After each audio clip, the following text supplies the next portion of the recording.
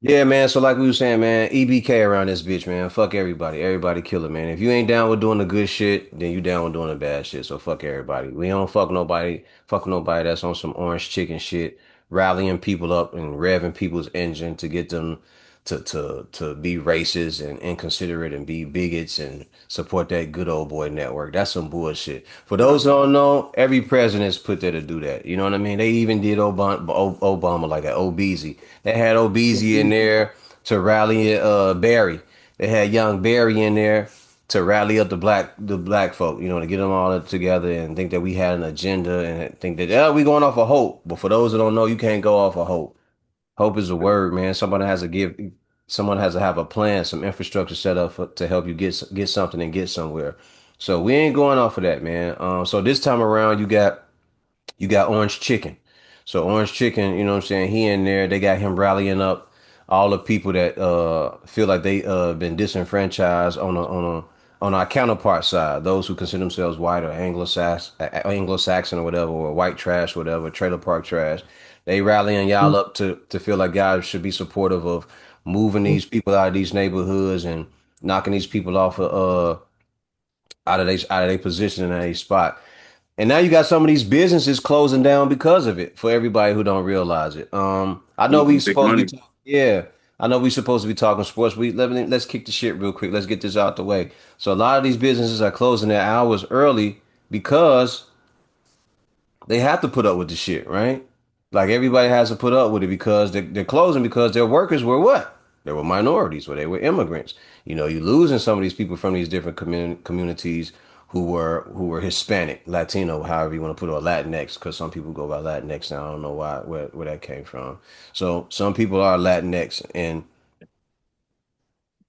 they can't work because you're chasing them out. So now the businesses are going, yo, well, what are we gonna do? What are we gonna do? You're gonna work. You're gonna work it just as hard as you thought you was gonna work when the business was just you or a couple of people you start off with. So, man, I ain't with all that bullshit, man. Fuck anybody that's with being chaotic and all that, man. I like for people to just make their money and move out the way. But there's no yin without a yang, bro. And You, salute to all the veterans as well, man. We are in full support of all veterans, being able to have food, clothing, and shelter and be supported not just by their community, but by their government who sent them off to war. Salute to everyone who's an amputee or has some type of handicap or disablement that's going on. God bless you guys for coming home and putting in the time. Salute to all my family members and friends, all my alumni that I went to school with, man. God bless everybody. What you got to say, man? I was gonna say, have you heard about that Target where like this dude, I guess he had put on like a bunch of the crew members that he worked with, like onto like a insurance like scheme or something like that. Heard nothing about it. He was basically like he was able to get people to like take out loans and like I think there was like a loophole where you didn't have to pay it back or like you pay like a certain amount, like $50 back, and but you could Wow. pull like two, three stacks, $5,000 at a time or more. But he did it for everybody that was in there, damn near, and he charged everybody, so he made money while having them, put them on to like the loan stuff. And I think they like pretty much let everybody go. They supposed to be like hiring like a whole new like staff, like the hundreds of people. So he didn't really get in trouble then. Is that what you're telling me? That's the thing. Like they I guess they going through like the trying to figure out a case or somewhere like, all right, maybe he want to pay that back, or they're gonna try to charge us like fraud or insurance fraud. Well, And I that- don't know. I don't know nothing about it, but if he took care of a bunch of people and they ain't getting in trouble, they need to go ahead and help out their homie, man. Look out for their homie. But I'm guessing they gonna get in trouble too because of the way that situation was done. I had no idea, man. You the first person to tell me anything about that, bro. yeah, it's on like the west side, like on Halsted, and one of Mm, those targets and stuff. And when you was talking about mm. DEI, like the basically DEI, like we got rid of that. I was thinking it was that situation because like that's they let go a lot of people, but it was actually some deeper stuff with the insurance stuff. No, But I'm just talking about in general. These people they want they want to hire people for low wages and get people to work. Well, there's a certain group of people that was willing to work for low wage for long hours. You know what I mean? So yeah, now all of a sudden, certain businesses have been closing for since 2020, 2019. Where you think where what that part of the economy is going? You drive them out. You saying that you don't want them here. You saying that they beneath you. And other words that they were using. This ain't my words because I don't use shit like that. They was calling them spicks and wetbacks and all type of shit. So now that you got them getting up out the country and you don't want them here, now who gonna work? Now who gonna do those jobs that you didn't want to do? Who's gonna clean out the trash? The people that was doing all the scrap metal and everything like that. The people that was coming by, making treasure out of trash and shit like that. The people that will work those low wages to be in the kitchen or to be servers at the tables and everything. Y'all losing some of these guys. These were people that were uh uh what's a good word from what that I'm looking for? These are people that were perfect for jobs that kept the economy running. What I mean? Yeah, They were essential workers to a certain degree. So bro. um you got rid of them. They were conducive to the workforce, but whatever to that. Anyway, ladies and gentlemen, welcome to the podcast. This is sports related. This is what we're supposed to be talking about. We ain't supposed to be getting that damn serious on y'all. We wanted to kick it off Right. and clear some of that shit up just in case anybody thought that we are not in support of our veterans when we are a big believer in people. We really support our people. We're really big on our people. Black people especially, but all people, all people are our people. We are people. That's what the word public mean, right? Republic, but we ain't gonna get into the whole subject about that either. So we're gonna focus on getting into these sports because we got ass game or games of the week up until this point. We got some dope discussions to talk about, and we're gonna get right on into that. Keith, what's the first topic? You diggery do. Talk about recently. Yesterday, a good game last night. Warriors and Spurs.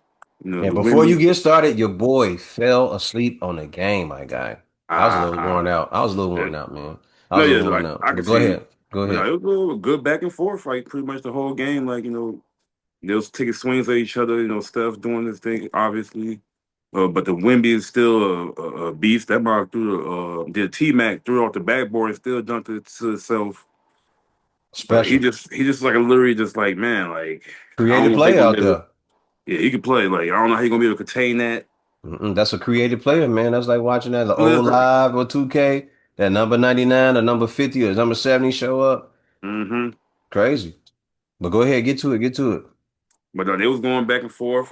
Shit, I think him and Draymond got into a little bit, not like nothing too crazy, but like it was an inbound play. Draymond trying to hold him down, trying to keep him from like posting up on him. That Mark spent, jumped, they threw an alley right to him, left hand dunk, boomed on Draymond. They got kind of like a little shouting match a little bit, nothing too I crazy, saw but that part. I saw that highlight. He caught that oop, slammed it, and all in Draymond Green face. yeah, Yeah, but I think they called yeah. foul on the floor though, so I guess they took away the shot or whatever. They So lame as hell for that one though. yeah, but that was a good game. Ended up going down to the last few seconds. Steph actually the Spurs ended up like getting a stop after making they was up two. No, they was up one. They got a stop. I guess they jagged it, came down. Mm, Steph came down, got a foul, shot two free throws, went up one. And then De'Aaron Fox had a good look. He was, on the wing, pretty much, trying to cross him up, hmm hit him with the left hand shot, went in and out. So it was a close game. They could have had that win, but Steph came through. I think he had 40. I want to say 49 or something like that. 46. From what I saw in the highlights, Steph is tied with Michael Jordan with the most 40-point games. Really? Yeah, I don't know where LeBron is in that statistical category, but they said Steph Curry is now up there in the elite level with Michael Jordan as far as 40-point games. So Do um, you think Steph Curry, like, I mean, I feel like officially now he's made it to the top 10 of all time? when you say top 10 of all time, not a point guard, All but just time. all time. All time. Like, Why not? main, Why not? because he changed the game. If you change the game, You got to go in there. You got to you, go. you You got to gotta go go in right there. there. And he So got the Steph rings to Curry support it. he changed the way that the people play the game. He changed it, and so people want to know what I'm saying to describe it. Before Steph Curry came, people would take 20 to 25-foot jump shots with 3 pointers, right? When Steph came in, he started going for logos. He started taking 28-foot jump shots and 30-foot three-pointers and 35-foot three-point shots. He changes to the point where when Steph gets the ball and he comes to court, you have to press him at half court because the moment he steps across the half court line, Steph becomes a threat. He becomes very dangerous. So in that sense, yeah, I would say. But shit, if we say top 10, because it's gonna you got to do some you gonna have to move some people Somebody around, got man. took out. Somebody could like years ago, like before, like probably like 5 years ago. He I don't see he wasn't in there. He was scratching and clawing, but like I already had a set 10 at some point. I throw some people in and out, but he wasn't in there. So now I feel like he kind of got even if he had Yeah. 10, So even if he if had 10 we and a do half. the top 10, I'm not saying we're gonna do that now. If we were to do a top 10, somebody's definitely losing a spot. But if we do a game changers, top 10 game changers or top five game changers, he has to go in there because Oh yeah. in some categories, I think Allen Iverson gets left out, and I don't Hmm. ever want to see AI get left out of a certain type of category that he should actually be in because Yeah. he was a game changer. He was a culture shifter, a culture changer in the NBA and culture around for Black people. Period. What he did, everybody wears a sleeve now, right? Yeah. Everybody wears sleeves now. People say that he was hurt and everything because that's why reason why he was wearing a sleeve, but also heard it was because he had a lot of tattoos on, and the league kept telling him they didn't want him to show his tattoos. But Right. another thing where it could have just been him being hurt because of the cushion on the sleeve. I don't know if there was actually any cushion. Is you can go with that because we also saw Dennis Rodman. He was tattooed from head to toe, and he Hmm. had different colored hair for a certain part of his career. So no matter what it is, Allen Iverson he shifted the culture, which I understood. To me, it was why am I showing up to any game in a suit for basketball? Why does that make sense? And why do y'all want me to do that when I should be in the most regular shit just like I am Right. right now? I should be able to wear my chains. I should be able to wear my hat and kick it on the sideline. I'm not playing. This is not a board meeting. The only business right now that's happening is the business of basketball. So just let me just play ball. So I understood that. And now you see the guys on the side of on the bench, they got their pants on. They got their jeans on. They dress down a little bit more, which they should be. I don't see no point in those guys being in suits. I don't even see the point in coaches having on suits. They should be in like more comfortable gear because they got to run up and down the sideline. That's why you don't see them being at to me. You don't see them being as animated. Because they got to be in suits. Why are these guys in suits when it's sports? Yeah. Sports. Yep. This is not the boardroom. Like these guys should be able to be in comfortable clothes, man. They should be in gear that suits the environment that they in. So yeah. But definitely Steph Curry should be in the top 10. Four rings, right? We're talking about a four-time championship, right? Yeah. A four-time champion. 4 time Talk champ. we talking about in the 17-year career, you won championships in an era where the top guys were. There was a KD who actually joined you and got one. There was a LeBron James. There was a Kobe Bryant who was on his way out. Um, there was who else was there? I mean, now there's a Luca, but in your era, who else did you play against? Who else was the top? There was a Toronto team that was at the top at one point in time. So Yeah, there were beat certain, them. yeah, you had to beat them. Um, Couple players got hurt, but yeah, yeah. So still. yeah, I would look at that and put him in. I would put him in there, man. And real quick, I wanna change the subject about something, man, because me and you did this. Um, we did this in a chat, and me and you were talking about this, and they said LeBron took bombs and barbershop. He took people that worked at that work in barbershops and engineers and mechanics and everything to the finals. If you go back and look at that Cleveland era when he was taking those guys to the finals, Ilgaskis wasn't averaging 5 points and 5 rebounds. Right. Larry Hughes wasn't averaging 8 points and 8 rebounds. Like those guys could hoop. Yeah, like Ilgauskas was like a all-star center. Like I He don't know if was. I think it was either that year or probably the year before, but like before Ilgaskis was LeBron an got all-star center, dude. like and before he got there, he was still like averaging like 17 or something, like a good 10, like not even say 10, but like a good 8, 6 for a big dude, 7 foot two. European, Yeah.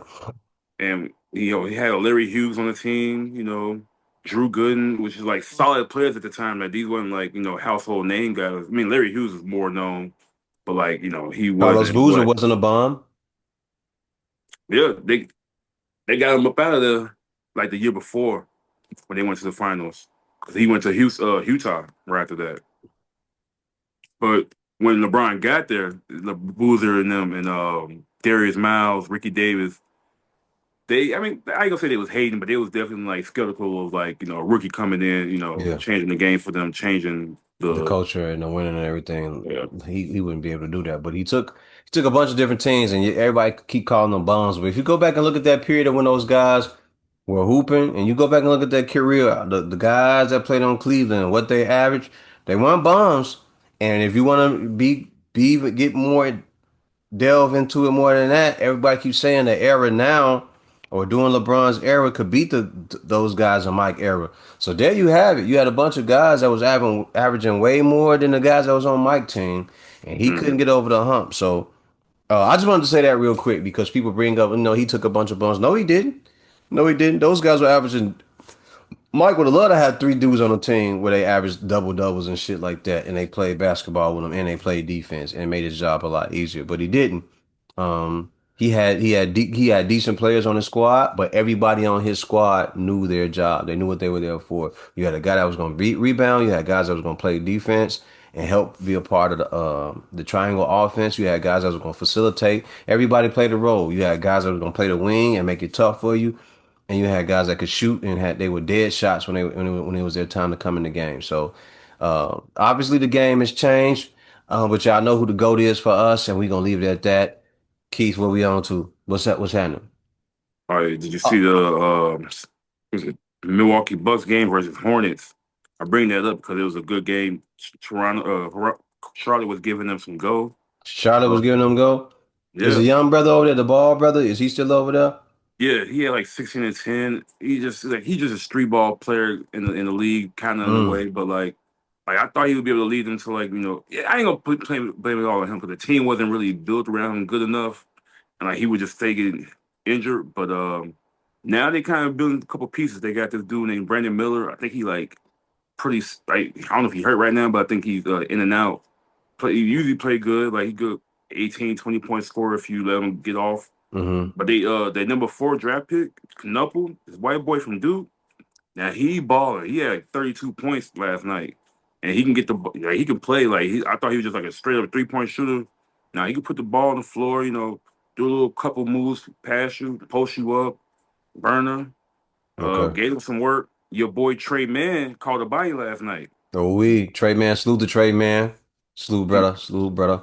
went on the winning hold, one hand, cocked it back on Turner from Milwaukee. Mm. So he climbed over the 7 footer and put it down. Put it down, yeah. I was Word. like, oh, I said, this boy, my boy Matt, that was his. Cause you put me on the trade, man. I Mm-hmm. started keep my eye on him. Mm-hmm. And he was like, he can ball. He like the way he played, like I ain't gonna say Iverson, but like he just a shifty, quick, offensive Yeah. guy and small. So like Yeah. that's why I kind of relate to that. But like, I'm trying to remember who his game reminds me of. It's like looking at Stephon Marbury, with hmm a little AI in there. It's like a mixture of guys when I watch his game, Trey Man. But I like Trey Man. He's dope to me. I just think it's about a matter of finding the right system for him when he plays ball. The same with any of those other guys. And on the subject of the way Charlotte puts teams together, I don't think they, like you said, I don't think they put the team together around the young ball brother yeah, to make sure that they could have success, which is something that they should have done. I think they should have really worked on getting a team together that could focus on helping his skill set work with shooters around him and hmm guys that could post up. That way he could throw the ball in and throw the ball out right. And yeah, because the game is going away from posting up, which sucks, you're not making his skill set a lot more valuable and creative. Yeah, you can come down and pull up, and he can get to the cup, and he can dish out. But what about using the guys that are around him so he can facilitate and use those guys' skill? against his to make the rest of the team better. You know, that pick and roll works effectively because you still got a trifecta of one guy picking, one guy rolling, and then when the one guy draws in, you got a shooter out here. So there's a lot that can be done with that. I don't know how hard they were working on putting a team together around his skill set. I understand having a couple of shooters on the court, Yeah, but you still need the big guy and you need to be able to take advantage of his skill set. And it just looks like you have a really good talent out there.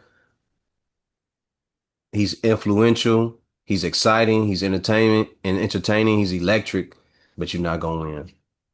You know, I'm not saying that to be mean or anything like that, but you know, you're gonna have some fun out there. You're gonna do a lot in the community and everything. You're gonna really sell tickets and everything, but that's about it.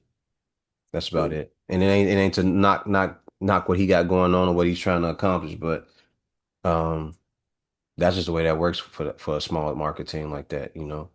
That's why guys get in there and they try to get up out of there, you know, to try to get in there and show what they capable of doing. They bounce up out of there. But Trey Man is dope. I like the Ball brother. I think the Ball brothers are dope, or at least the two that are in the league that I have seen. Yeah. They dope. One of them, the other one to the Knicks or something, right? He went to the Cavs. We traded him to the Cavs for Isaac Okoro. So he went to the Cavs. I thought he went to the Knicks, bro. So who did the Knicks end up getting? Because I said something about that the other night. They got Jordan Clarkson. Uh, Jordan Clarkson, I think that's a good addition, man. yeah, I think he might end up being in a trade sometime soon or at some point in time. But if he don't end up being in a trade, that's a great addition to have when you got Jordan Clarkson on your yeah, team. because especially because Jalen Brunson had twisted his ankle, like sprained it, whatever, a couple days ago, a couple games ago. So he gonna be out probably like a week or whatever. And they Hmm. played who they play last night? They played pretty good team last night. I forgot who, but it was like for the Emirates Cup game, Hmm. and they ended up Hmm. winning. But no Jalen Brunson. Everybody else kind of stepped up. Jordan Clarkson, Cat Towns was actually getting off a little bit. Uh, I seen the first part of that game the other night, and he was up 31 points by the half.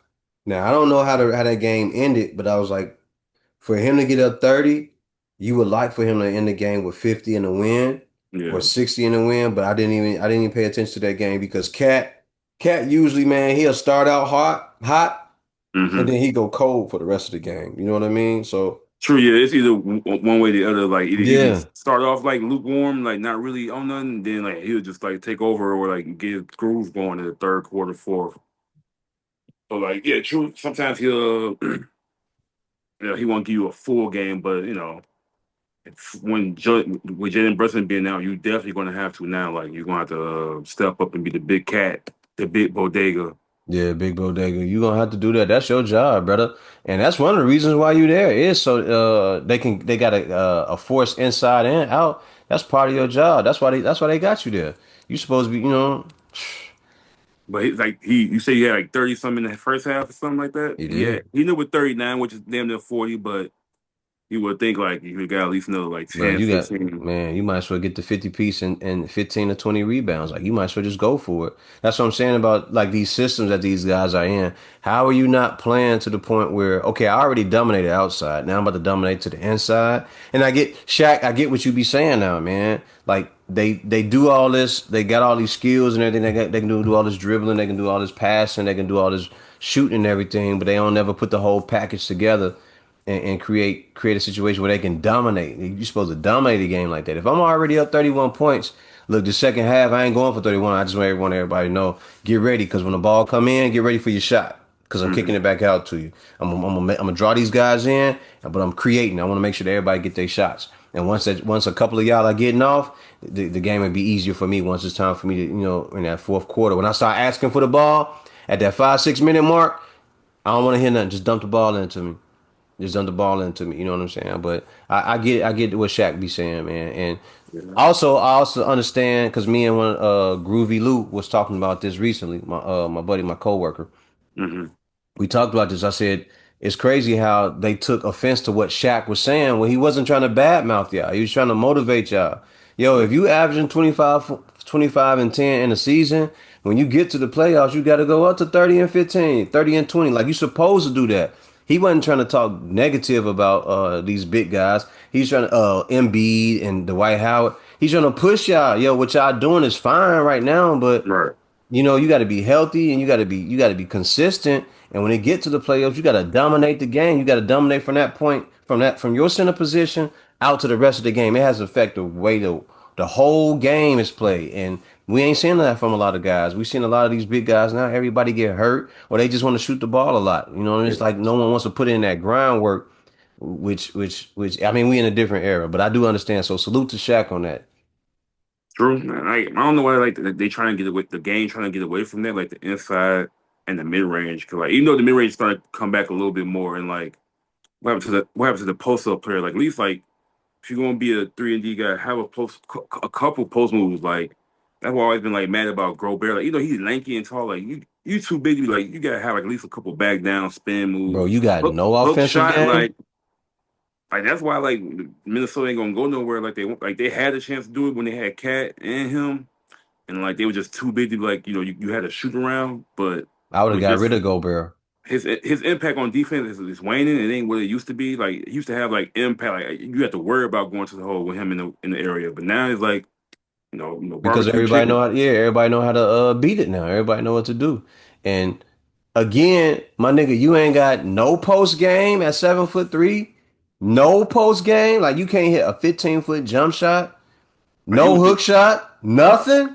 like you would think he'd do the Abdul Rahim, just sky hook, like Some ass but I don't know. cheeks. Mozzie put in that work like they used to. Like I used to see progression from players like every year back in the day, like from year Cheeks. 1 to 2 to 3 to 4. With some players at least, but now it's just like some people just plateau and just have that same level of play once Every they get to a time, certain level. every time he get the ball, it reminds me of watching. You know that big tall kid that we all went to school with in like sixth, seventh grade. When he get the ball, he don't know what to do with it. Yeah, Let's big for do. nothing. Yeah, Yeah, let's do. He get the ball and he get to freaking out when he get it. Don't know how to bounce the ball, don't know how to turn around, put the ball down, and yeah. everybody know what to do. They just crowd around him and wait for the hmm ball to hit the ground. They just jump on it. That's what dude remind me of, man. That's what be Rudy, you happening, ain't low got you key. ain't got no hook shot. I salute you for being a defensive player and staying in that lane. But you mean to tell me 15 points is hard for him to do? Yo, Yeah, you think you telling me it's hard to? I don't know what his rebound stats look like. I'll look it up. But you can't average 13 rebounds, like five, 4, 5. But man, I don't know. I don't know. Like, it's just different out here now. yeah. But the big man definitely getting away from the game. But I wish some that's still out there that's still trying to do it. Keep playing and get your money up. You know, but Bulls. Last time we talked, they lost to Detroit. Very bad trap game. Like Detroit had most of their starters out. I think pretty much like their whole starting lineup, like Tobias Harris, Cade Cunningham, Duran was out, and I was like, man, we gotta come out with the right energy. Like we were still playing their starters. They came out trash. The defense, Detroit, they finally figured out their defense again. Like that's why I was worried about the first game of the season when we beat them. Mm-hmm. But they way more aggressive, way more on your ass. Like it was this dude Jenkins, this point guard with the dreads. Oh my god, he was unstoppable. Like if he keep playing the way he been playing, because he actually beat the Sixers last night. He was giving them some work, and him and Jaden Green that we used to have.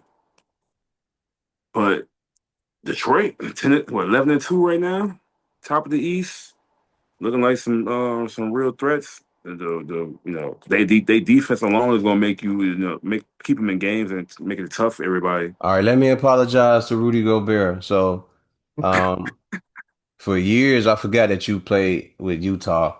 Oh yeah, then like Yeah, then he was. yeah, That's what I'm he was saying. good. All right, so let me just say this: for a stint in Utah from 2016 to 2022, this is your average: 14 points, 13 points, 16, 15, 14, and 15.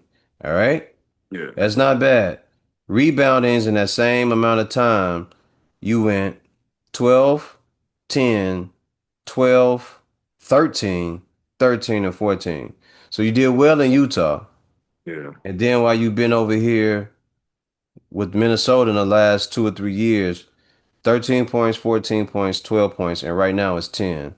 And then on the rebound side, it's been 11, 13, 11, and 9. So you've been decent. I just when he get the ball, man, it's just like, yo, so here's what it is, Rudy Gobert. I'm expecting you to just dominate when you get the ball because you're so big and you're supposed to be a force down there. I'm expecting you to do something that changes the game where people won't come in there. I'm expecting you when you get the ball and they give it to you. I'm expecting you to hit a 15-foot jump shot. That's just me. But for you, a lot of it is just is garbage points off of the rebound. I shouldn't call them garbage points, but it's just points off rebounds and everything. You know, when they pass to you or when you run in the break, they get you the ball and stuff like that. I'm expecting a guy as talented of a center that I think that you should be. I'm expecting you to catch the ball and turn around hook shot, turn around jump shot at 15 feet, turn around jump shot at 17 feet. I'm expecting that type of motion from you, and that's not what we get. You know, a lot of times when I watch when you get the ball, it's because they slipping, they cutting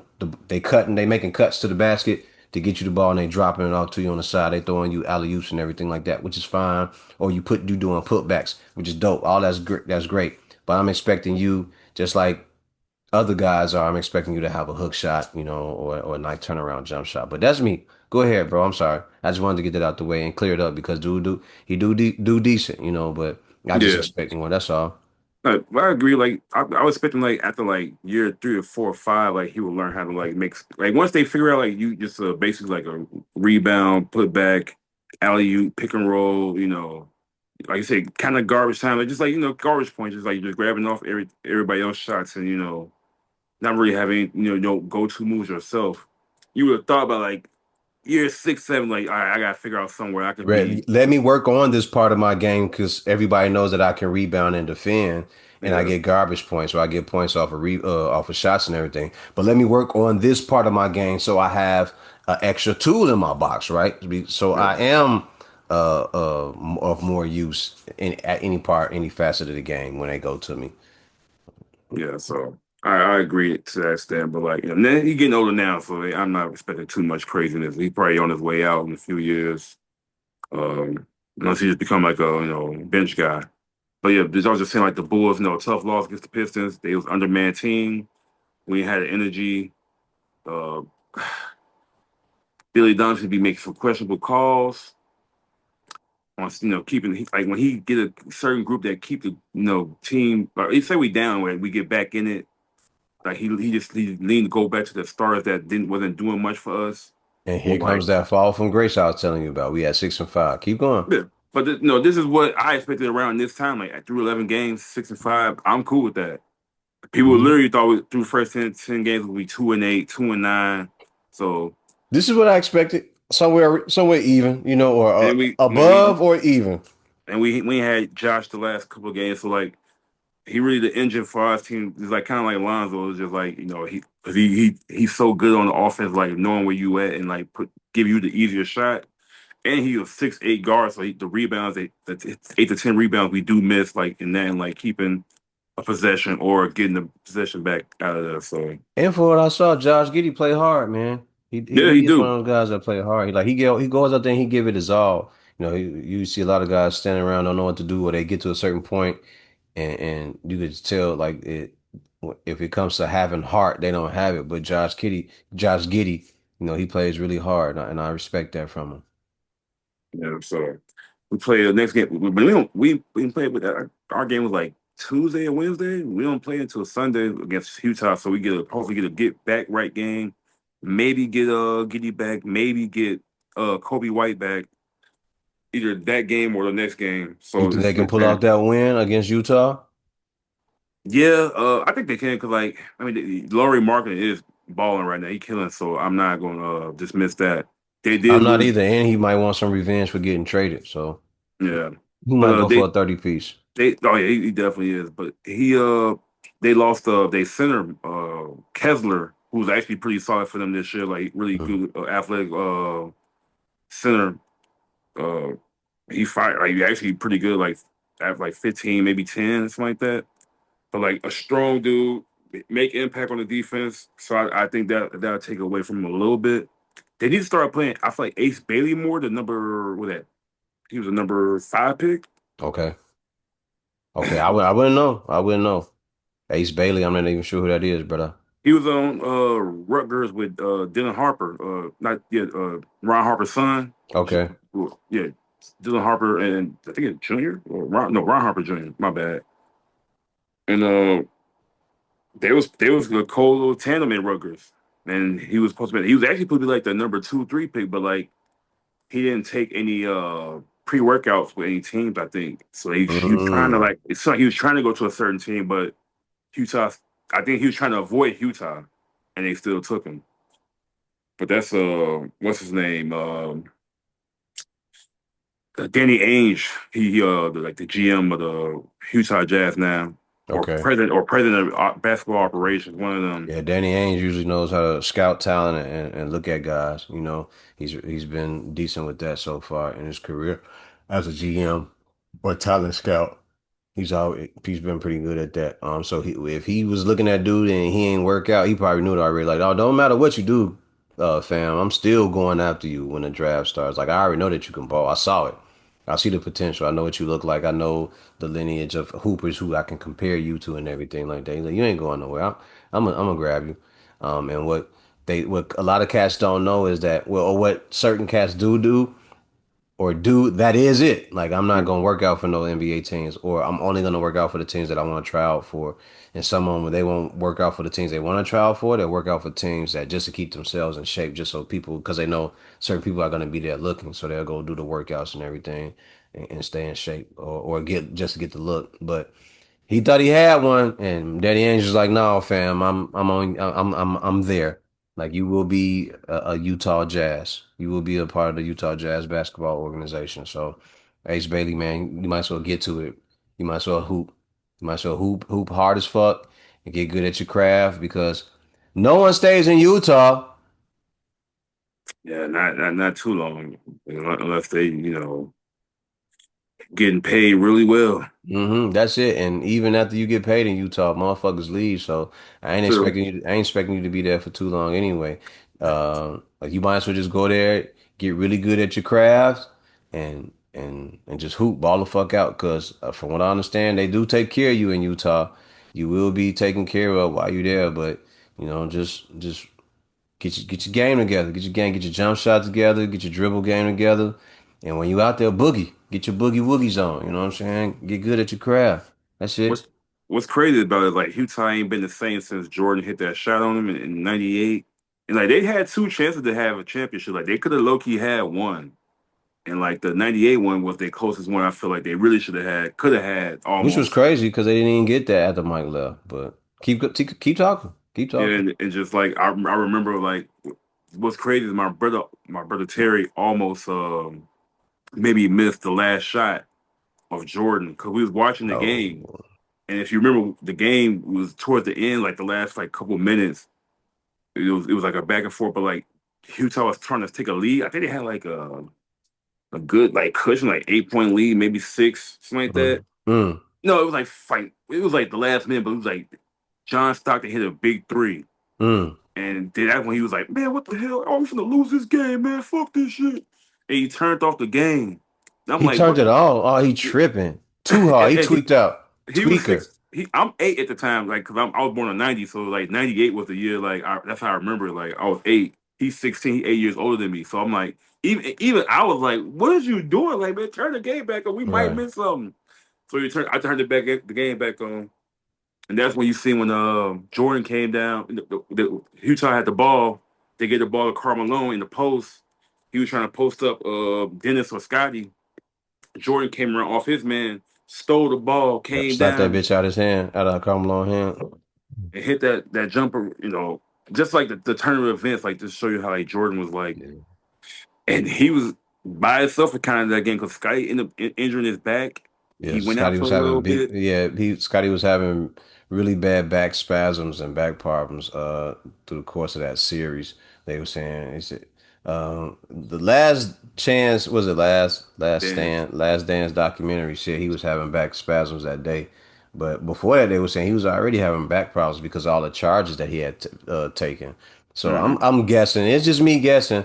I'm guessing that back and that tailbone was heavily bruised, and hit the muscles wasn't they couldn't do nothing. He was having a hard time going because if you go back and watch that game, he was having a hard time getting up the court, just trying to Yeah, walk, just trying to run up the court. So, yeah. But uh, I give him respect for coming back and trying to at least like trying to be a distraction or like for Jordan because like Jordan was just out there. He was doing it all himself that game. I mean, and then he just brought us home with it. But like Scotty came back out because like in the past, when Scotty had like a tweak moment, like when he got sick, he disappeared. he had a migraine and all that. Just like, or when they drew the playoff for Tony Kukoc, and he was like, "Nah, I ain't getting back in the game." Like there was moments where he just like didn't come through for us. And Hmm. then like, all right, this time he's like, all right, I'm gonna stick it through no matter because like a back injury in basketball, that Well, ain't no joke. Like in any sport, if you in get any a back sport, yeah, injury, yeah. a But back you really injury need that messes up everything. like true. So yeah, that in any sport, but like trying to get up and down a court, hooping with a bad low back, especially. Oh man, Everything, anything where you're your stiff. back is affected, you in a lot of trouble, man. So, um, that was a hell of a series. I thought that Utah, when Mike left, I was like, oh, Utah got it that next year. Hmm. And I was like, I also will not be watching much of basketball, but I still fell in love with it because Grant Hill was so dope of a basketball player. I Yeah, was really enjoying watching Grant Hill and Allen Iverson at that time. 96 was a crazy ass draft class, by the way, probably the greatest class ever. yeah. I was gonna say like, is it because like that the '84 draft class is considered also in 2003? Like I think that's like the top Ooh, three, like as far as like the most players that. Well, I think '96 got the most like all star and like superstar players that came out yeah, of it. yeah, yeah. 96, like all the motherfuckers was like either all stars, champions, or something. You And Slam understand? Magazine got the whole like the Yeah, all had of them on all that. of them. Slam had all. I think like what it was one or two was missing or something like that. Yeah, It didn't make it. I think Allen Iverson was on the cover Yeah, and somebody else maybe, but I AI remember had his own Kobe, cover at one time. Yeah, Kobe was in that class. Yep. Ray KG, Allen. Jason Kidd, like all them dudes was in that cast. I think. No, no, Yeah, no. Kidd was like a year or two ahead no, of that. no, no. KG was a year before. He was like 95, He 94. was. Yeah, Damn. and then but Steve Nash, I believe Jason Kidd was in that. He was. Yeah, because I remember them two coming in the. 'Cause they was on the Phoenix Suns at one point together. Okay. Talk about it. Steve Talk Nash. about it. Talk about it. Because I'm trying to remember it and I don't. Yeah, and then they had Sharif Abdul-Rahim, Ray Cole. Allen, Kobe. You had Jason Kidd, Steve Nash, Jamal Mashburn, maybe I think Monster Mash. Monster Monster Mash was Mash was cold. cold. Monster Mash was cold. He was cold. They had they So that Allen Iverson, Marcus I, Camby, Marcus Camby, yes. Sharif Abdul-Rahim, Reef. Stephon Marbury, F. Ooh. Ray Allen, Yeah. Lorenzen Wright. Renzen. All right. Then you go on down. You got Kerry Kittles, Okay, yeah, Kerry Kills, up. a guy no one ever really talks about, but we ain't got to He get was into solid. that. Really solid. Samaki Walker, Samaki. Eric Dampier, Okay. Todd Fuller, that who we never heard from. Another guy we never heard from, Vitaly Potapinko. Hot to Pinko. I remember him like from being on NBA Live and like playing with the Sonics and stuff. Like Yeah, yeah, that's him. Kobe Bryant, Steve Bean, Nash, Tony Delk, Tony Delp. Man. Jermaine O'Neal, Ooh, Jermaine. John Wallace, Walter McCarty, and Zadrunas Still Gas. Ilgauskas. My Swear Julius brother. was in that. He was in that 96 draft Man. class, bro. I feel like some of them is missing too, man.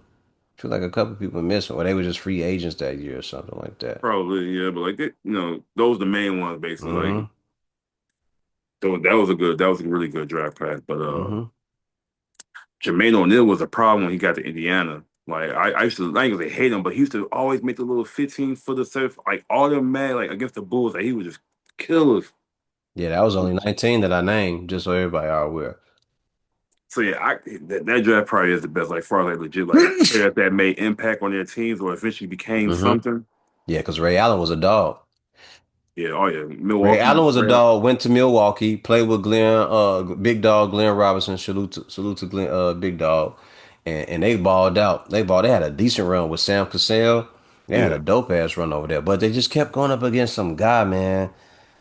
He played for the Bulls. I think I his can't name remember. was Miguel Jordan, Miguel. Miguel Jordan, something like that, man. I think he wore like number deuce tray or something like that. They kept going up against the Chicago Bulls or something like that. So it was very, very tough for anybody who was playing in the East to play against uh Esteban Pippen and Ronaldo Aper and those guys. You know, they had a very hard time playing against those type of guys. So Ronaldo Harper, yeah, Ronaldo, that's what I was talking about. Ronaldo Hopper, um, Esteban Kerr, and right? and all those guys. You know, like it was very hard to go against guys like that. So salute to all those who were in that '96 draft class. Now, 2003, who do you remember from that draft class? Bron, Melo, Wade. I want to say Kirk Heinrich was in that thing. He was. Uh, Kirk was in there. Chris Bosh. Kirk, Chris Bosh. Um, ooh, it's a, it's. I think it's a couple of players. Like I don't know if it was FT, but they had like three monster superstar or all star level Hall of Fame players for sure. Then, like let's say that chick that came in and changed the game in their franchises.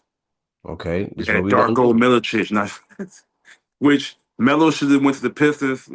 I, we're gonna talk about Melo in a whole other podcast. 'Cause I go all and on about that.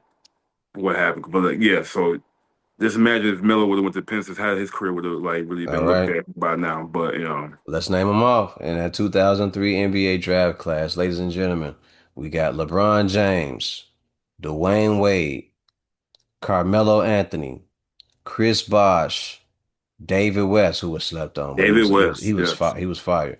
yeah, Kyle Korver, Kyle Korver, Mo Williams, Jose Mo. Calderon, Boris Diaw, who ended up, I think, didn't he win a Okay. championship I with think San Antonio or Golden State? I think it was San Antonio, if anything, yeah. Leandro Barbosa, who was fast as hell. Who ended up probably win with Golden, I think with Golden State.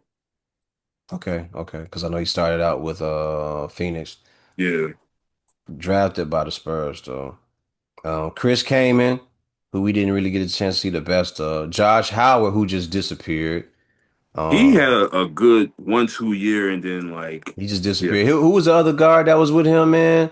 It was We're on Dallas. Josh Howard, and it was another guy like Green or something like that. It was two guys. Remember, they was like a two guard combo, and they was cold. They was hooping back and forth when they had Dirk there, and they would bring those two young guys in, and they would just get out there and hoop. Zaza Pachulia, Kirk Zaza. Heinrich, Nick Collison, who was like 6'9", Luke Yeah. Ridnour, who ended up Luke playing right with now. him out there in Yeah, Seattle Seattle. before it turned Matter to of fact, OKC. speaking of Seattle, it's Boo. 1979 champions right Get here. that weak ass shit up out of here, boy. That weak ass shit up out of here. Kendrick Perkins and Marquise Daniels. That's who it was. It was Marquise Daniels. Marquise, yeah, he was Yeah, like a yeah. feisty defensive player. Yeah, Had he some could hoop. offensive moments here and there. He could hoop. He was Dang, hooping I in the forgot about West. that team. That was a nice little Yeah. team. They was hooping. They was over there hooping. It was Mike Finley. They had Finball over there representing Chicago. Yep. They had a decent little whip over there. Yeah, but And I thought it was gonna turn over to it being Josh Howard, Marquise Daniels, and Dirk's team, but that never really materialized. And them guys, I don't know, they try to make it seem like they were like rogues or like just really thugged out guys, which is what they try to do to black players that don't ever want to like follow along. Oh, they're a thug, they're a thug. No, motherfucker, we just hear things and do things differently. Everybody ain't no fucking thug. You just don't know how to deal with us, with your bitch ass, your weak ass, your little weak ass, sensitive ass. Y'all just be upset. Y'all want people to just follow with y'all little stupid ass system all the time. It ain't the way shit go, little punk ass. Y'all so timid and scared. The first thing that y'all do is throw a title on somebody. Y'all start categorizing people quick as fuck. Oh, he wild or He's angry all the time. You know, he's hard or difficult. That's what they say. You difficult to deal with. You know Yeah. that's the title they throw on you, little bitch asses. And the real truth is y'all just intimidated and scared. That's all it really be. But we keep on moving. What we talking about, man? I don't know. What we Nah, talking yeah. But I mean, DeMarcus Cousins is one of those people that like I feel like he could have been in the league a little bit longer, He but I should have guess been. his attitude or like how coaches felt about him kept him from out the league. But I That's a mean, fact. I think there is one story that's out there about him like they kind of like he did some wild stuff where it's like, well, shit, what he had in Puerto Rico when he was like putting his hands on one of the coaches or like the fans, they using that as like evidence of like, all right, now this, you can't be doing this type of stuff. So, but I feel like we should if you was a betting man type stuff, bet on the rest of these NFL games, and we talk about what happened over the Thursday night, which was another ass type game a little bit. Even though, depending on who you rooting for, it was probably a great game. That game was so it It was it wasn't was ass, but it was it started out. It was butt naked and it was twerking. You know what I mean? Like I was like, oh shit, we got looking to one. clap us. We got the clappers. We got the cheeks out. You know what I'm saying? Get ready. This is gonna be one. And then it got put out the fire because Drake May went down and he led them, even though they was up a few points on him. He went down and he opened the game up, which I was like, I kept saying after halftime, I was like, man, if he opened the game up and he put a few more points on the board, a few more scores, this will not be assed out. This will not be a cheek Hmm. clapper. We will not be looking at this as an ass game. And he did that. It was exciting enough to say, okay, we know that he can get down the field and he can score the ball. And they Right. put the game away. You know, the Jets, we really ain't expecting the Jets to do nothing. Justin Fields, man, now I'm starting to look at you and go, man, I don't know if it was a good decision to trade you or it wasn't, but you only got one wide receiver and a running back. So you need another wide receiver over there on the side, which I thought you had, but Devontae Adams was like, I gotta get the fuck up out of here, man. Yeah. So it looks Yeah. bad. Go ahead, go ahead. I was like, he wasn't this ass with us. Like, I mean, like he could at least get over 100 yards throwing. He like, bro, it's come to a point where I was gonna put it in the parlay. Like, can Justin Field throw over 100 yards? I was like, maybe he get 100 yards. I'm like, I'm glad I didn't put no money down because I don't even think he got 100 yards in this game. Like two back-to-back games with like less than 100 yards or something like that. Man, so looking at But that game, man, like yeah, I was looking at like because I already said it before the game started. Remember, I said like this game gonna be ass. We gonna see. This gonna be ass. This is gonna be a cheap clapper of the week right here for us. Uh, one way, yeah, but it kind of they kind of threw some excitement in there yeah. later on through the course of the game. It was a couple times though, like I seen when it was a couple drops to this dude named who they actually traded for Adonai Mitchell, who they got from the Colts. He dropped two, three big passes that would have kept the drive going or like moved them down the field. So like, I ain't gonna put it all on Justin Fields. Like his support around him was low key trash, and also they lost Garrett Wilson. He's injured right now, so. I mean, once they traded away Quentin Williams and who else they traded? They traded away another big player on their team. It was like you see they tanking for the rest of the season and just like Yeah, trying to figure out what they got. But it's just crazy. Like I ain't expect Justin like to have this like going this bad. Like it started off pretty good. Like even though he was still losing, but it was like the first game of the year, it was a that's probably the best I've seen just to feel like I just think they do need to like cater to his like his skill. Like he's a yeah. running quarterback. He can throw it when you give him a clean pocket and like his receivers get open. But do it like you did with early Lamar. First year Jaden Daniels just like use more the RPO, use more the run. Use him, and the defense just got to be able to stop teams too. But if you expect him to put up 30, 40 points, try to back to back drives, that's tough. I think it sucks for him because on the two times where he's been in the league 6 or 7 years now, Yeah, um, yeah, the usage, the use that they have for him hasn't been helpful for his career at all. Um, yeah. every in the two teams that he's been, is it two or three? The three teams that he's been Three. on so far, no one has used his skill set. And the one time he got a chance to show it with the Pittsburgh Steelers when they had a decent lineup, he got them to 4-2, and then they yanked him because he lost the game. Yeah, Russell was healthy again, and then So what I'm asking when I think of stuff like that, you know, just as like employment, if you a good work on a job and you do your job the way you're supposed to, no one really wants to let you go. You have to do something to shoot yourself in the foot, right? So what yeah, is it? Is it that he can't read the playbook? Is it what some of these older guys are saying? Even what Tom Brady said recently when he said that these players today are dumb, the quarterbacks are dumb, like they can't read the book. You know, they have to simplify everything for these guys now. yeah, Is it's that what it really is? they getting thrown in the fire quickly. Like a lot of he was saying, like what Brady was saying, like these players are not given time to develop. Like you throwing them in a first year, and you expect results right off the bat, or like just to be a clean pocket, quarterback right off the bat. But it takes time for most QBs to be pretty good or like great. Like look at the people that actually sat down and behind certain players or certain backups as a backup and let them groom and let them become who they are now. Like a lot of them, like Darnold. It took him a minute to really become who he is now. Baker Mayfield. Baker Mayfield, Jordan Love, like he cold now, but like he had to sit 3 years behind Aaron Rodgers. I bet if you threw him throughout the first year, he would probably be like one of the worst quarterbacks in the league at the time. Even Peyton Manning threw like would have like the most interceptions thrown by a rookie quarterback. That's a Like fact. it's gonna take a minute before you become who you really are. You just gotta give that quarterback patience and at least 3 years. Like now it's really just 1 or 2. Like they really give you like a leeway, a little bit of a string on your hook.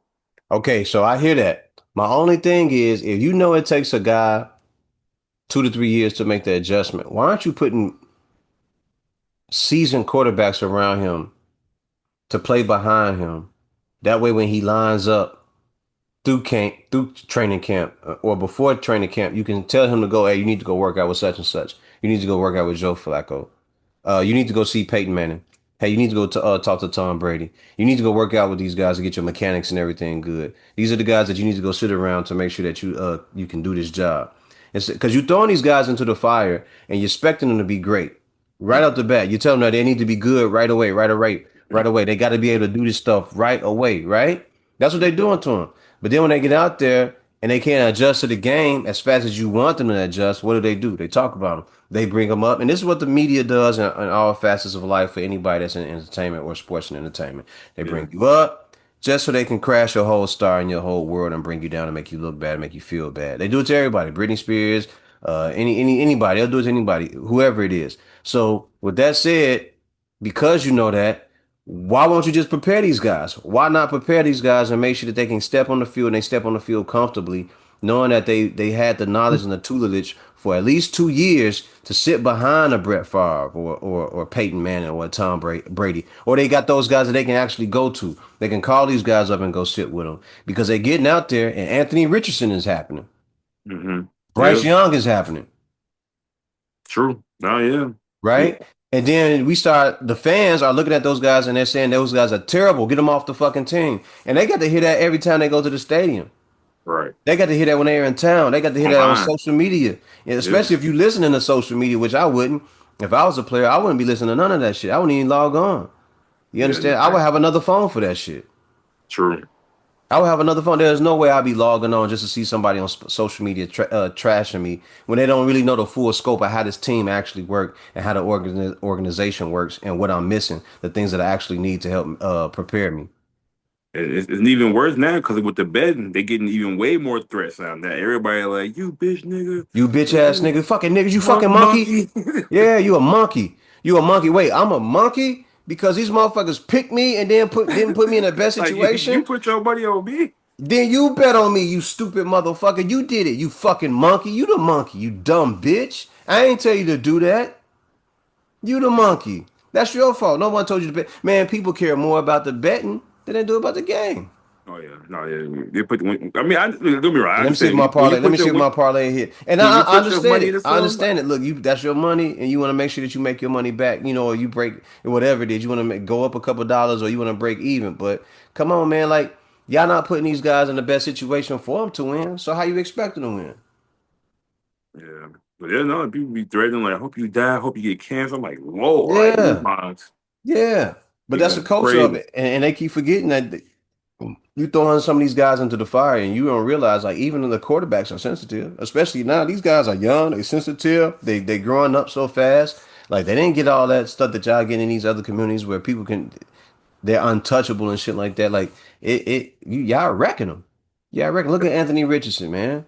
Look at Justin Fields right now. We don't even know how good the kid can actually be because he ain't been in a set in a system where he can actually win. Yeah. But it's just, I mean, I guess by now it's like there is something with him. It's just like he just, I don't know if he's not reading everything correctly or the information not processing as quick as he should for him.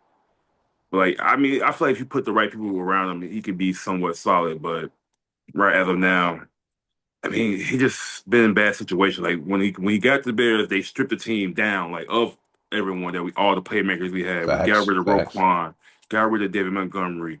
We like literally named his top receivers that he had on the team that the years he was here until the last year when DJ Moore got there, and he led us to 7 wins, and it looked like we could have traded that first pick to for more picks and built around. Like we could have had a more better line, more defensive line, better line on both sides through the Hmm. trenches had we Hmm. done that. But Yeah, yeah, right now I guess Caleb's showing me that he can be that guy too. Like he can put some points on the board. D clutch. He's let's go, Caleb. fine using his legs, Let's go, Caleb. Come on. getting those first downs. Like you ain't bro, like you ain't gotta go in the teeth of the defense. Just if you got a pocket, pew, just be gone. Get the little Hmm. 5, 6 yards for the first down. Move the chain so we can live on the next play for the next on the next Yep. drive. Yep. Let's live on for the next play. Live on for the next set of downs. So I forgot what the question was. Did you have a question for me? Was there a No, question? No, no, not but really. Just I was saying like we should do actually pick each the rest of the games on Sunday. Like if you was a betting man, like who would you put to win tomorrow okay. if Go you run had to them put the down. money down? Let's find out. Let me look them up. Let me go on ESPN.com. Tomorrow, first game is 8:30 in the morning. 8:30 in the morning. Washington, We got Commanders versus the Dolphins. both 3-7. Both 3-7. Are both quarterbacks playing? Tua is playing. Jaden Daniels out. They're playing with Marcus Mariota. They The lost last week. the Dolphins are playing at home. And They they do beat have Buffalo they last beat week. they have I don't care about who they beat. They got Jalen Waddle, right? They don't have the other buddy because he out Tyreek, with the hurt. Yeah, he tore his knee up. no I'm going Tyreek. with the Dolphins. I got the Yeah, Dolphins. yeah, they seem like they got a little bit more confidence now. This game can go either way, but I think yeah, E Chain or A Chain will be a difference exactly. I maker think too. the difference makers is like the A Chain and Waddle could be Yeah. Do they still have a problems. 1-2 punch at running back, or is it just A Chain? Because there used to be two It's of them. yeah, it used to be him and Mostert, but Mostert gone here in Oakland. But Oh, they got this rookie Ali Gordon who could be he might be better next year or whatever. But like if he get more touches, but he's solid. But it's really just a change, just running the show with that, and then Tua just getting it to everybody else. Waddle, they got this dude thing. I think they named not Parker Washington. Is it Parker Washington?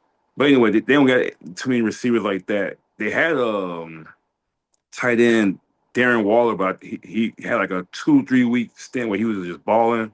But he mm-hmm. just came back out of retirement, Because and he then was, so I remember him being like a Raider or something like that at one point. yeah, yeah, he was a Raider. I think he Okay. went to the Giants for a hot second. Okay. But yeah, he had like a 2, 3 game stretch where he was just had like 2, 3 touchdowns a game, or like a touchdown a game, a bunch of yards. But he ended up getting hurt again. But I do think Dolphins feel a little bit better about themselves. The Commanders' defense is not good, and Marcus he can lead them if they don't turn the ball over. But yeah, I got the Dolphins win that game as well. I If got the Dolphins winning that game. I could put my money on it, Dolphins at Okay. home.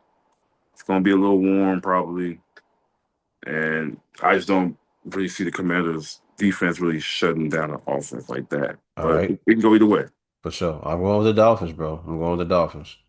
And then we got Panthers going to the Atlanta Falcons.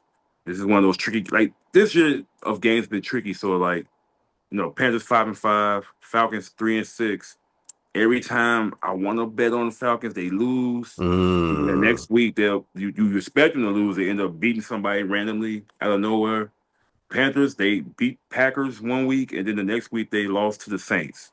So it's like they good when they want to be, or they could be ass still. Like Bryce Young is throwing 100 yards per game. It seemed like, or 100, 150, nothing too crazy.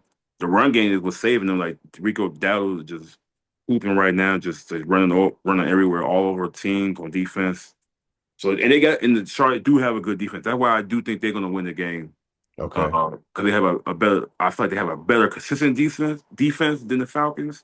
Okay. But the Falcons have weapons. Like they have Drake Bijan London, Robinson. Bijan Robinson, like Darnell Movie when you want him to be. So it's like it just Pettis. He just gotta step up his game and like get the ball out to the playmakers. And it All right. so I'm gonna roll with the Panthers on this one, even though it's their way, but it's a good I'm gonna go Falcons. I'm gonna division say game. Falcons. I'm gonna say Falcons. I hear what you're saying Good. though. I'm gonna go Falcons. Oh yeah, no, like it's one of those games. It's a flip of a coin, so I agree with that. Then we got another game that's going to be on CBS tomorrow. Everybody can watch it in the nation. Basically, everybody can watch it. Tampa Bay Buccaneers versus the Buffalo Bills. This is a tough one too. Ooh. This is a tough one too because Buccaneers just lost and the Bills just lost, so they both going to want it. Bills losing the league in the AFC division with the Patriots. So I would think they would want to win this game a little bit more, but also the Bucks, who I think they on top of the division, the NFC South, Mm-hmm. who Mm-hmm. like who the Panthers is right behind them, and the Falcons. So like they want to win this game, but I don't know. Like they got a few They in injuries. Buffalo. They in Buffalo. I don't know the temperature that what it's gonna be like in Buffalo, but I'm expecting it to be somewhere in there. Let's go. Let's go find out that Yeah, like temperature in if Buffalo. it's anywhere 40 below 30-ish tomorrow, or even somehow it snows there, give me Buffalo for sure. But I do think Tampa Bay is a good team. They got a good defense. They missing Bucky Irvin on a running game, and then they missing Mike Evans. They got the rookie from Ohio State. He's a baller. I give him that. Okay. But the rest of the receiver course is to left to be desired as far as like keeping the ball rolling for that team. But Baker was on the MVP role beginning of the season. Kind of cooled down a little bit. But they both 6-3, both 4-1, 4-1. Bro, it's gonna be 40 degrees in Buffalo tomorrow. 40 not terrible, but That's not terrible, but for that's more of a a Buffalo Southern game. team, Yeah. yeah, for a Florida team maybe. But I think what's his name? Baker is used to being the coach. Baker, because he was here in Cleveland though. He was in Yeah, not here in Cleveland because we ain't in no motherfucking Cleveland. we Fuck, definitely not fuck in no Cleveland. Cleveland.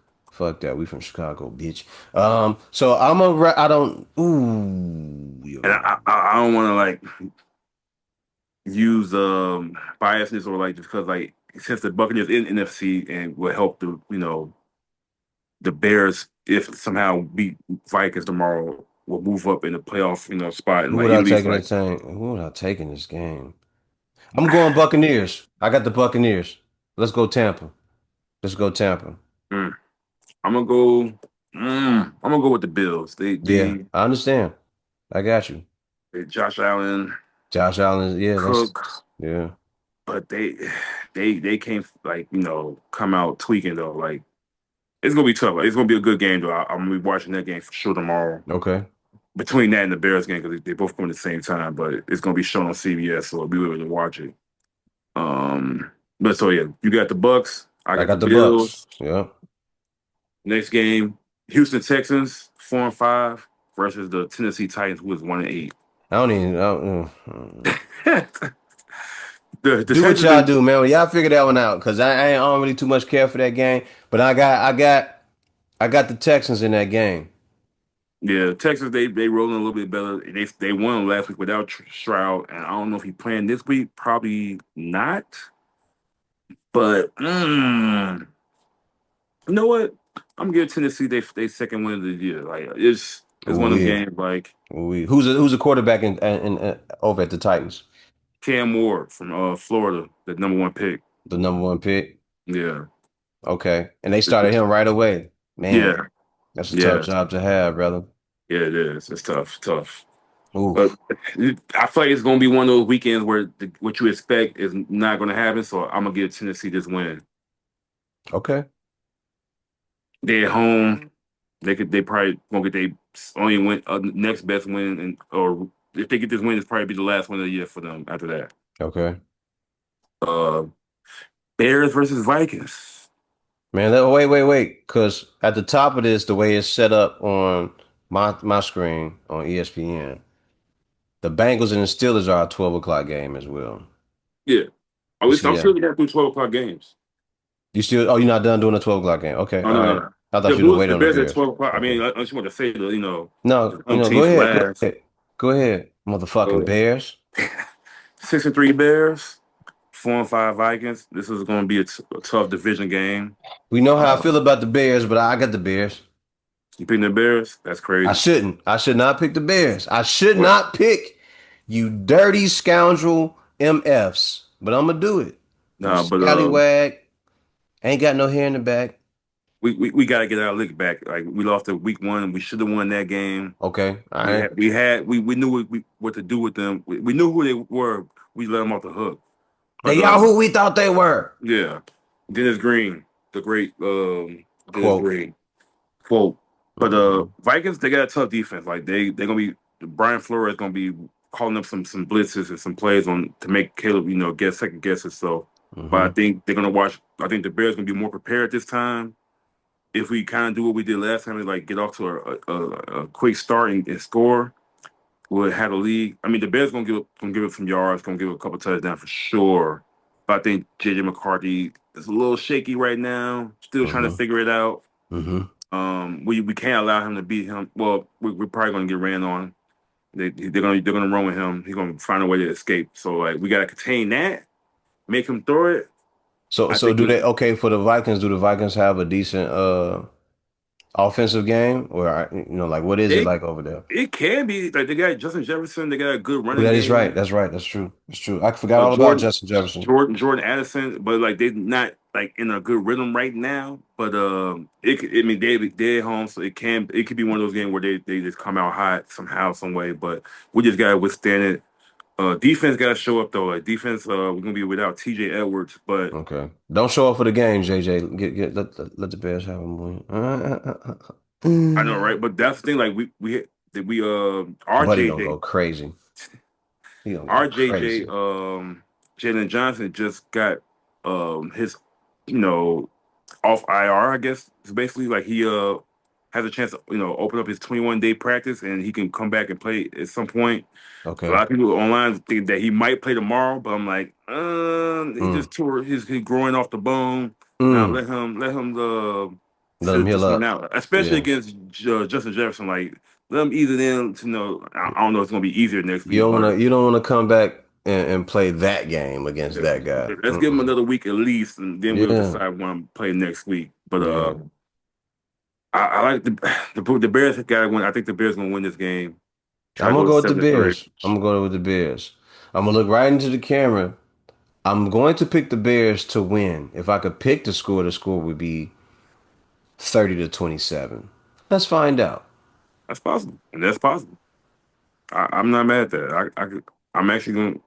We kind of agree with that one. Either like 27-24, Yeah, something like something that. like that. Yeah. Yeah.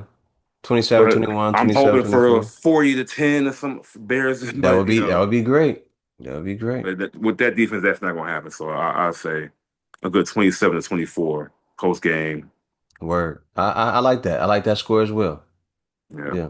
and then we got Packers 5-3 and 1 versus the Giants who are 2-8.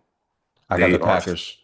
Yeah, I think so. I don't want to root for the Packers, but like they started Jameis Winston tomorrow. The Giants, that is, Oh, no Jackson Dart, and oh. I'm surprised they went over Russell Wilson and went with Jameis Wilson. I mean, the thing is, Jameis can give you 300 yards and 3 touchdowns, but he'll He also can, but give he you could like use some 8 interceptions in the same game. He'll throw Jameis Winston. Winston, you are a motherfucker, boy. You are likable and everything, but when you get on that field, you can throw for 400 yards and 4 touchdowns, but you will have 6 interceptions, my guy. I I swear to don't know how God, you do it. I don't know how you do it, man. And he'll run for 100 yards and get you a random. touchdown running.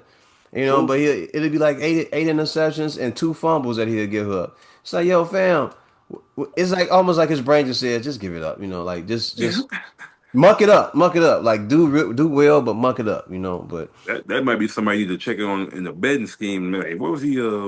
Nah, oh, I don't want to throw no. I ain't gonna throw that his nah, way yeah, though. I ain't nah, gonna throw that his way though. Ooh, nah. But still, just like he'll throw you, like you said, a good 3 or 4 picks or so. But you could go off for 330, 4 touchdowns, or you know, some 400 yards. And he was like, "Damn, he had 3 touchdowns." And you look a right next to that, fumble, and it'd be like a fumble loss, and it'll be 3 interceptions. He was like, "Damn, damn, my guy." But yeah. it's all So love. It's all love. It ain't all love. It ain't. yeah, I got the Packers, man. yeah. So Packers, yeah. Even though I'm hoping, That also lets you know let's go something that Giants. that that also lets you know something that something ain't right over there in New York football giants world where they skip over Russell Wilson and they go grab Jameis Winston, who's probably somewhere on set shooting a commercial or some shit, and he got pulled off the set. And Right, yeah. that He has tells you so many something. commercials now. Like they Yeah, love with them. Like yeah. that's how you stay relevant, even though you the third string quarterback. Still getting love. Yeah, doing your thing online. Yep. Yep. But What next? What next? What next? What's next? now we got Bengals 3-6 versus the 5-4 Steelers. Another heated rivalry, a division game. Man, this game is ass. That might be ass game of the week right there. And this is the what they call the icy hot bowl with Joe Flacco versus Aaron Rodgers. Both 40-year-old plus 40-year-old. I'll say virgins. 40-year 40-year old old court. versions. 40-year court old quarterbacks, man. One of the Yeah. funniest movies of all time. I feel like Yeah, too. it's a dope ass movie. 40-year-old virgin. If you have not seen 40-year-old virgin and you want to laugh, watch that, man. You'll be all right. You know, if you need some movies, look, go on my Faux Profits podcast page, and I just posted it this morning. It's a 15-minute video, and we list our 15. I mean, we list our five top movies of all time, and then I'm Mhm. gonna post another one in a little bit. And it's gonna be top five movie recommendations. But in those clips, we're gonna talk about movies that you should watch, whether it's um, something serious, a romantic comedy, rom com, or just a comedy. But make sure that you know if you have not seen something to make you laugh yet, 40-year-old virgin should do it. Role model should do it as well. So check them Mhm. out. And super bad. That you know that Yeah. if you can't laugh off that, man, it's something wrong with your mind and with your heart. You know, your energy is all fucked up. Yeah, so this could be one of those like duke it out games though. Like if Joe Flacco and the offense rolling, that could be like a little shootout between them and the Steelers. But it could also be one of those games. It could be like a 7-10, It could be uh, a 7 to 10 game. That could 14-10 yeah. game. Yep. But the thing is, like, the Bengals defense is trash. So I'm seeing the Steelers moving the ball. Steelers defense Okay. has been up and down. I think the defense been good the last couple games, but the offense been trash. So it's like, hmm which one you gonna get out of that? But it's they all in Pittsburgh. Ooh, I think that I, game gonna be ass, bro. it probably will, but I'm gonna roll with the Bengals. I don't Okay. know why. I You don't gonna know take the why. Bengals? So I want to say the Bengals as well. I want to take the Bengals as well. I want to take the Bengals. And I'm looking at that Tennessee Titans versus the Houston Texans game. I think that might be ass game. That might be an ass game as well. But that probably might be the ass game of the week. That might be an ass game as well. Get ready to get the cheeks ready. Get the cheeks ready because those might be clappers. I think we found our Listen, clappers. Yeah. we Yeah. crowned our capper of the week. We assuming that they're gonna have clappers. The Bears might be a clapper too, but yeah. What's next? We got Chargers 7-3 versus hmm the 5-4 Jaguars. I'm going with the Chargers for that game. Yeah, I'm going with the Chargers. they starting to figure it out. hmm I flow with the Jaguars in a sense, but like no Travis Hunter, he out for the rest of the season, which sucks. Mm. Brian, that's what it is. All right, so they 5-4, and they had like a nice little offense. Like they was balling in the beginning of the season. They was actually pretty good, and the defense was showing that they could play, but they kind of been losing the last few games. Okay. Some close ones at least. I will say that. But what it is like they brought in a dude from Tampa Bay, the offensive coordinator. He's know how to like construct the offense, but Okay. their offensive coordinator is Shane Waldron. who was the Bears offensive coordinator last year that got fired because the offense was so trash and he didn't know how to like set up his receivers in a good routes So and the you big play. got you had the guy worked here. I mean, not worked here. He worked for the Bears as offensive coordinator. Was trash bag juice, and then he went over there. All And right. they've been trash bags. Like they offense been off and on. Like they was running it real good at first with Travis Etienne, but like Brian Thomas, who had like a crazy rookie year last year, has not been getting the ball that much. I mean, he had a few. He been having a lot of drops, but like the offense just has been stagnant, like in and out. Like they'll have a good half maybe, but then like just get shut out the rest of the game. Like Trevor Lawrence is like the gig is still out on him right now a little bit. Like, is he the franchise quarterback? Like they paid him already, but like they don't know if they're gonna keep him for next year or not. I Or should I would be trying to figure out like what do we really have for him to be passing the ball? Is that the team that drafted the brother Leggett? no, that's Carolina Phew, Panthers. Lord have mercy. But All right. he ain't been what I expected either. So that's tough for him. And they just going off vibes with him, like him being a Southern dude. That's why he's well known right now. Well known right now.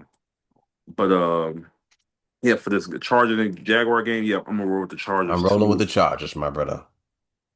Jaguars, I like their jerseys. I like playing with them on Madden, but I don't care nothing about none of about what you care about. It's about what the people care about. Not that. That's you a know, good one. it might be a gamer watch. Like, you know Man, what? fuck y'all too. Fuck everybody. That's Man, all about it. But yeah, I got the Chargers on that one. Now this game gonna probably be the game of the week. which is The Seattle Seahawks 7-2 versus the versus Rams. Los Angeles Rams 7-2. Two of the best teams in the NFC, also probably in the league, both on both sides.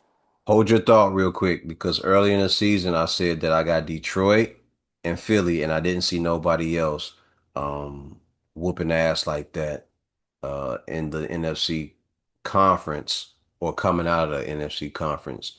And because my reason for saying that was because those have been the two solid teams for the Yeah, past few years, and I didn't see nobody else. And I also thought that Matthew Stafford, who I always thought was a hell of a quarterback, I didn't think that he would make it through the season. All mm, right, I thought because of that back issue he was having, he would yeah. just he wouldn't be able to do it. But he's somehow been able to put it together, and they're 7-2 right now. So I'm starting to look at Matthew Stafford and go, yo, that might be the guy to pay attention to over there in the NFC as well. So go ahead, you know. I mean, if you ain't paying attention to him now, like, then you didn't miss some. This man putting up MVP numbers right now, like He is, three, he is. four touchdown, 3, 4 touchdown a game. Not like one, Yeah. 2, 3, 4 touchdown a game, And they two, went and three hundred blessed them. yard. They went and blessed them with Devontae Adams too. Got You know, Devontae Adams, salute got to Tay. Puka Nakua back Yeah, healthy. yeah, Running game still solid. yeah. Running Defense game really is good. decent. Yeah, Like they yeah, that's they like a lot of people like you were saying like you said you had the Eagles and you said Detroit. yeah, A lot of people were saying LA Rams throughout the year if like but the key the thing was his back healthy because he wasn't in training camp all there it is. summer so it was Yeah, like will he make it one because one hit we on the don't know. side or the back Yeah, take him out. Yeah, yeah take him so out. but he came out playing crazy like he having a better career like not better career but like a one of his better years and this is Yeah. like he year 14, 15. Damn near Yeah, like and he ain't had a lot of interceptions this year either, which has always nope. been a thing where he'll be having a good game or a good thing going on, and he'll throw for two or three interceptions at crucial points, and it just fucks the game up and the momentum up for him. But salute to Matthew Stafford, who's having a really good year. That's my guy. I like Matthew Stafford. I like the fact that he's been able to got one ring out of his crazy ass career that he's had. And Yeah, I always thought that he was a dope ass quarterback, and he should have been yeah, a lot better, especially when he had Megatron on him with him yeah. for a few years. So, but yeah, I got Rams, Seahawks. I'm going with the Rams. See, I want to Sam roll Darnold is balling now. that whole team balling. That's the thing. Like they probably have the most complete team in the league. The way they've been playing, like Mm, the defense is actually fired pretty good. They had like okay, two fumble recovery for touchdowns last week, okay. couple picks. sacks, offense rolling. Like Sam got them rolling. They got a running game that's with Kenneth Walker third and like Charbonnet, and then Jackson Smith Enigma hooping right now. Who I put in the top five receivers last on the last episode. He Hmm. going crazy. They just got Raheem Rashid from the New Orleans Saints, who was a big play receiver, like throw deep type guy. And then they got Cooper Cup. So they this ain't gonna be no walk in the park, and it's a division game too. So it's like there's a lot of division games this week. Um, I, I want because I got You Matthew struggling. Stafford. You struggling, man. I You got struggling, Matthew. I man. got Matthew You struggling, man. in my fantasy league, and I want to ride with the Rams. But you looking But at them statistics and the way that team balling out it, over there in Seattle. I'm looking at who played like the best team game and just see like the Seahawks rolling right now. Mm. So I'm gonna go with Seahawks. I'm gonna be the opposite guy and go with that. Get the Say it one more time. You rolling with who? Seattle Seahawks. I'm gonna ride with them. Even though this can go either way, but I'm hoping for a good game. Hope it's a shootout. Hope I it's We'll see. We'll see because that could be a game where Seattle's defense may kick it up and like, no, we're gonna sit y'all down at 10, it could be 14 points. it could be a defensive game, but I think Yeah. you're gonna see at least a good 20. Like you're gonna see it's gonna be tied 24 or 24 at some point, and Yeah. then it's Yeah. gonna take 31 points to get the win or 27. So I think it's gonna be one of those. It might go to overtime and be 27-30. I'm gonna keep my pick. I'm gonna stand firm. I'm gonna stand pat on what I said, and I'm gonna go with the Rams winning the game. Matthew Stafford is gonna have a hell of a game. Puka Nakua, I forgot the running back name, Henderson or something like that. Uh, Aaron Williams. and okay, Williams and Kyron Williams and the brother Vontae, who has been a key addition for them this season, and a veteran wide receiver, and he can run the whole route tree. So Yeah. I'm banking on them guys to really pull it out the fire. So both teams are 7-2, like you said. That's an afternoon game. It starts at 3:05, probably around 3:10 or whatever the game will kick off. Yeah. That should be a hell of a game. That probably will be one of the better games of the day. Next Mm-hmm. game. What else you got? San Francisco 49ers 6-4 versus the Arizona Cardinals 3-6. Um, 49ers should win this game. I think they're gonna win this game. But the Cardinals is one of those teams like you expect to blow them out or beat them, but they always in it for some reason. They got smacked by the Seattle Seahawks last week. That's why I kind of like rolled to Seattle like. But they've been in games though. Like Cardinals ain't no joke with even though they don't have what's my boy name? Kyler Murray, Okay, because I was just about to say who's the quarterback right now, Jacoby Brisket, yeah. and he decent. He decent. I He's understand decent. that. He actually won him a game a couple weeks ago against a team that nobody really expected him to beat. But it could be one of those like trap games for sure for San Francisco. But I Mm-hmm. think Brock Purdy will be back. I think him being a little rusty might play in it, but I think they should get this win. I think I got them win this. So you going with the 49ers. Yeah. Ladies and gentlemen, I got on there all this red. Both teams will probably be wearing some sort of red or white and everything. I'm gonna Blood, go. blood, blood, blood, blood, Dun, dun, dun, blood, dun, dun, blood. dun, dun, dun, dun, dun, Hey, dun, yo, dun, dun, dun, Dre, dun, dun, dun. Man, they thought I dun, was dun, dun, dead. dun, dun, dun, dun, Like, dun, dun, dun, dun, dun, dun. one blood. No. Boom, boom, boom, boom, boom, boom. I am going to say the 49ers will walk away with the win for this game. If not, that game is probably going to be ass. That's just me, but go ahead. That could end up That, being a stinker.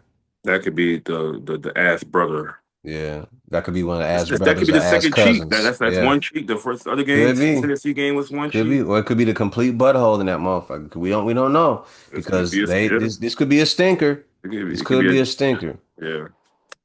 Next game we got Baltimore Ravens 4-5 Mm-mm. versus the Cleveland Browns 2-7. I think that's gonna be a defensive game. It's gonna be a low scoring game unless Lamar just go crazy. Let's But go crazy, Lamar. Let's not fuck around with these little punk ass little boys, man. that's Go out here big and take this game over, man. Dominate big offense and defense. Big trust. big trust for sure Big. around with the Ravens. Okay. Lamar all day. All day, every day. Purple. I want to see the Browns lose with Dating Gabriel, so they can try to maybe think about using Shador at some point during the season. I think it's only going to only help him by sitting behind and just learning the game and getting healthy. So Y'all on some bullshit for not playing Shador by now, man. Y'all tripping. yeah, man, I don't know what they own, Y'all but tripping. I mean, I know what they own, but Well, we know what they doing. We know why this is happening to this kid. We know what's up with everything, but you but I know, think yeah, I got the Ravens. They gonna go in there and do their thing. It could be a defensive struggle because the Browns defense is really good. You got Miles Garrett on the other side, so you know it could be a tough game for Lamar. But as long as he word. make his plays, the running game get going. They don't turn the ball. They'll win the game. They beat Detroit, not Detroit. They beat Minnesota, which is a tough defense. So I think it's going to be another one of those. So and then Mm-hmm. the Mm-hmm. last 325 game, which will also be on CBS, I The believe. Chiefs versus the And Broncos. then it's going to be a key game because the Chiefs. I mean, they really can't afford no more losses. Like I mean, they can, but like you don't want to look in Nah, the division no they more in. losses, man. At 5-4, y'all need to go on a run right now. Y'all need a really good run. Yeah, And the only problem is y'all running into the Broncos, who are 8-2. Um, I'm going with the Chiefs. I don't care. I'm going with the Chiefs. I got on this red. I don't even know why all this is coming together right now. I got on this red. I'm going with the Chiefs. Um, I'm just going to depend on the more consistent guy at quarterback. But the thing about the Broncos is they have a more well-rounded team. Um, and I probably shouldn't go against him right now. But Pat Mahomes is my guy, so I'm gonna sit in the pocket and I'm gonna throw downfield with Pat Mahomes right now. I'm going Pat yeah. Mahomes.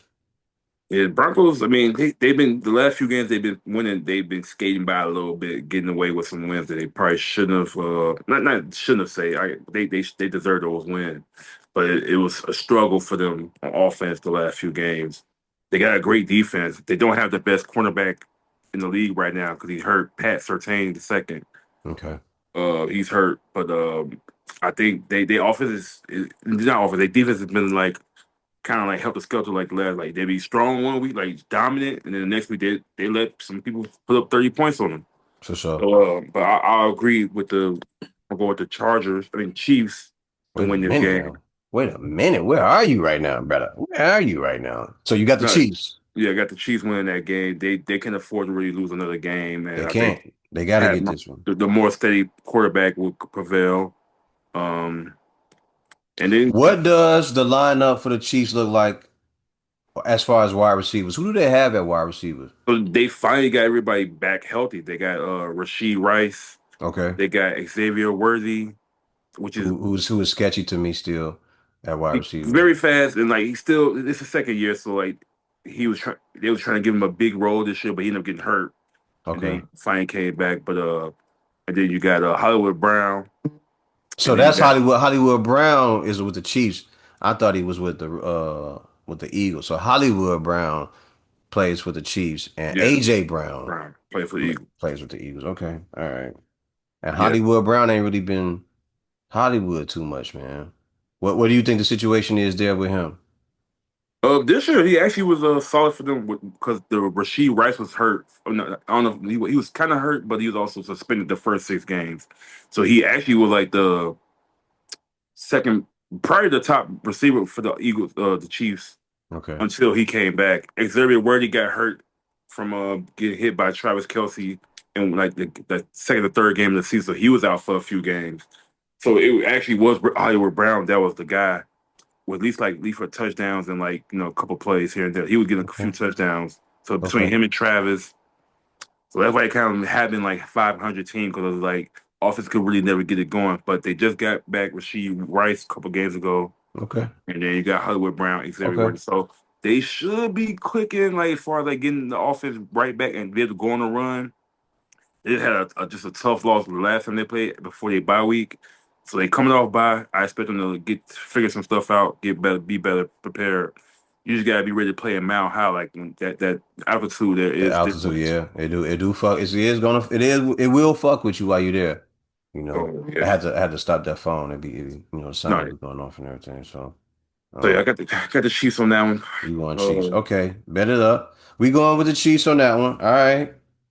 then you got the Sunday night game, which Ooh, I'll be dun looking dun forward dun to. dun Dun, dun dun, dun dun dun, dun. dun. Yeah. But Dun, dun, dun, dun. dun dun dun Dun, dun. dun. Uh, Wait, was Dun, that dun. Monday? That's That might be Monday Monday night. night. I think that's Monday night. But I just like the sound anyway. That one and dun, But dun, dun, dun, dun, dun, dun, dun. They got some really good ones, man. CBS. Yeah. So what? Like, all right. Before we get to that, like, which one is the best like NFL like theme music? Like CBS, NBC, or Fox? Like, I don't know. Like, I Dun, don't know. dun, dun, All of them have dun. a nice little dun All of dun them dun got one. dun dun dun dun dun dun dun, dun, dun, which I think that's Sunday night. Dun dun dun dun dun dun dun dun dun dun dun dun. Yeah, Is and that then that Sunday night? yeah, that's Sunday night. CBS is like dun dun dun dun dun dun dun dun dun dun. It had that chilling like fall November type Okay. vibe. I just know.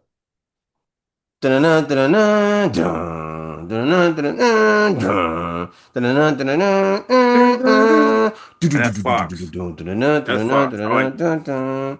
And I I like do the like other that. one. Man, that's tough. Dun, That's dun, dun, dun. Boom, boom, boom, boom. Bum, bum, bum, bum, bum. Dun, dun, dun. Bum, bum, bum, bum. Bum, dun, bum, bum. You know what I'm talking about? yeah. I think Yeah. that's Sunday night right there. So Yeah. That's Sunday night. I might rock with the Fox one. Bum, bum, I'm used to rock bum, rock with it. bum. Dum, dum, dum, dum, dum, dum, dum, dum, dum. Bum, bum, bum, bum. I love that one. Yeah. Them I two. miss the old it's Monday night football. Dun, dun, Are dun, you dun. ready for some Yeah, football? I miss Yeah. that back in the days, the nights, like with kind of watching that, or like coming in the room, our brothers watching the Monday night game.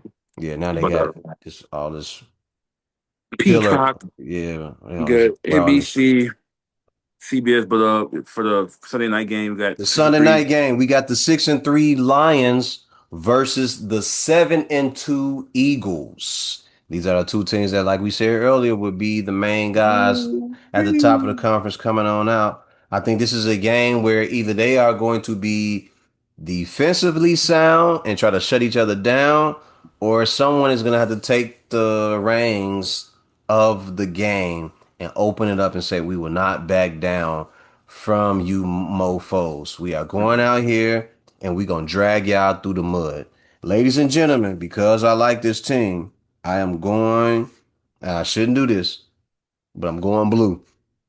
eh, Yeah, look at you. You I'm know it not. too. I'm I'm going not mad blue. at it. Like I'm going I blue. like Detroit. Like I'm choosing the Lions.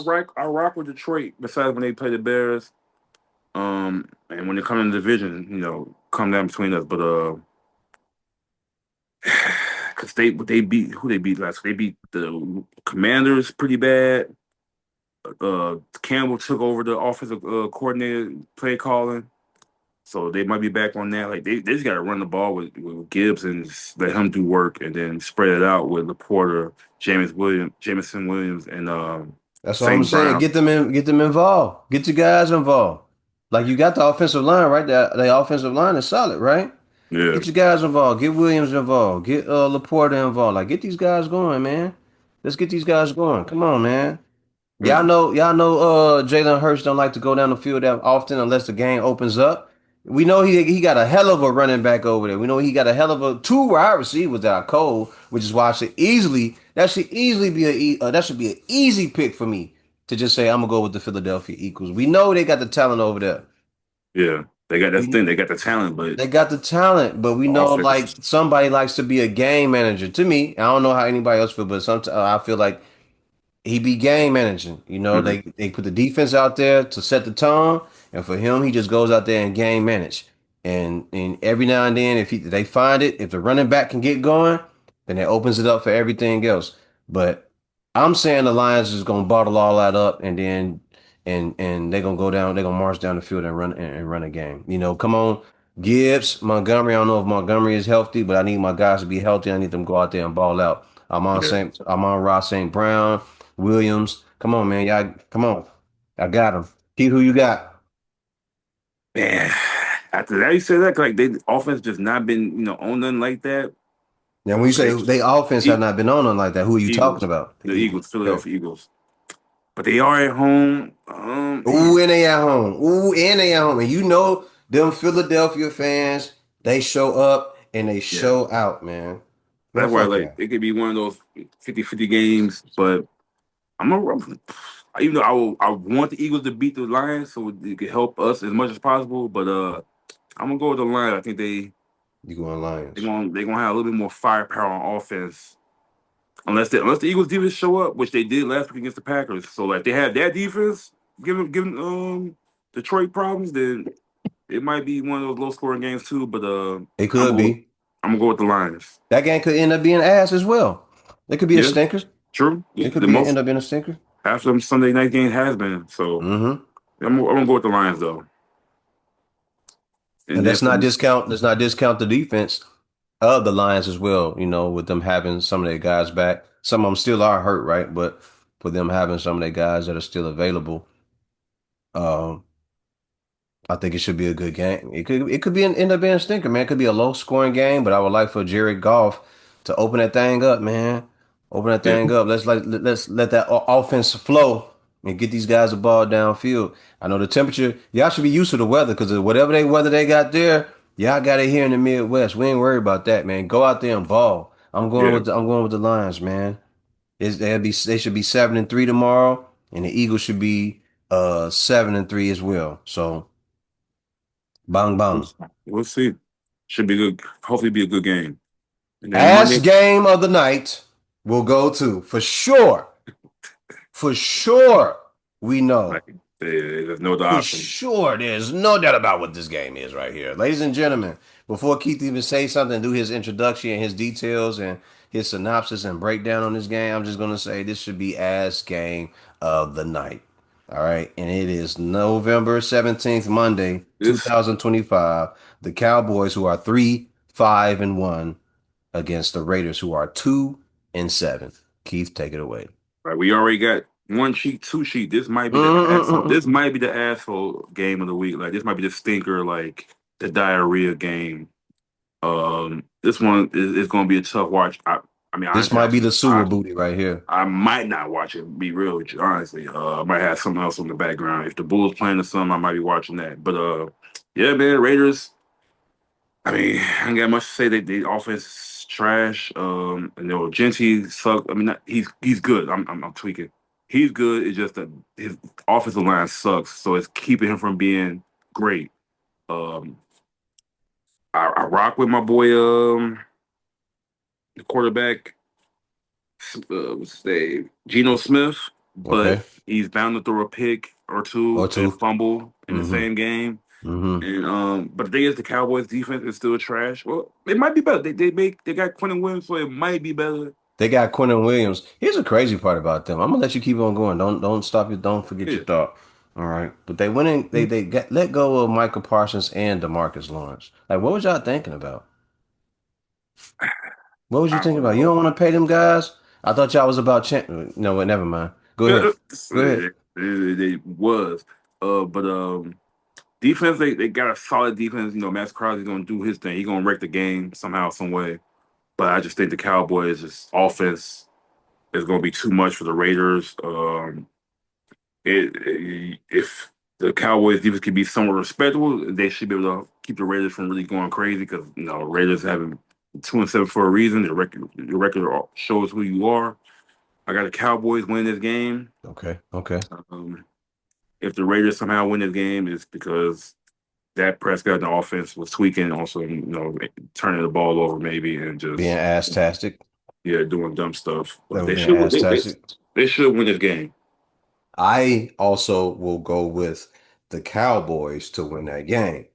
Now, if this is one of those games where it is diarrhea booty, um, if you are like me, you will probably be either working on your podcast, your hobby, or you'll be watching some game that is called basketball that may be on. Around that time, such games will be on as the Hornets versus the Raptors at 6:30.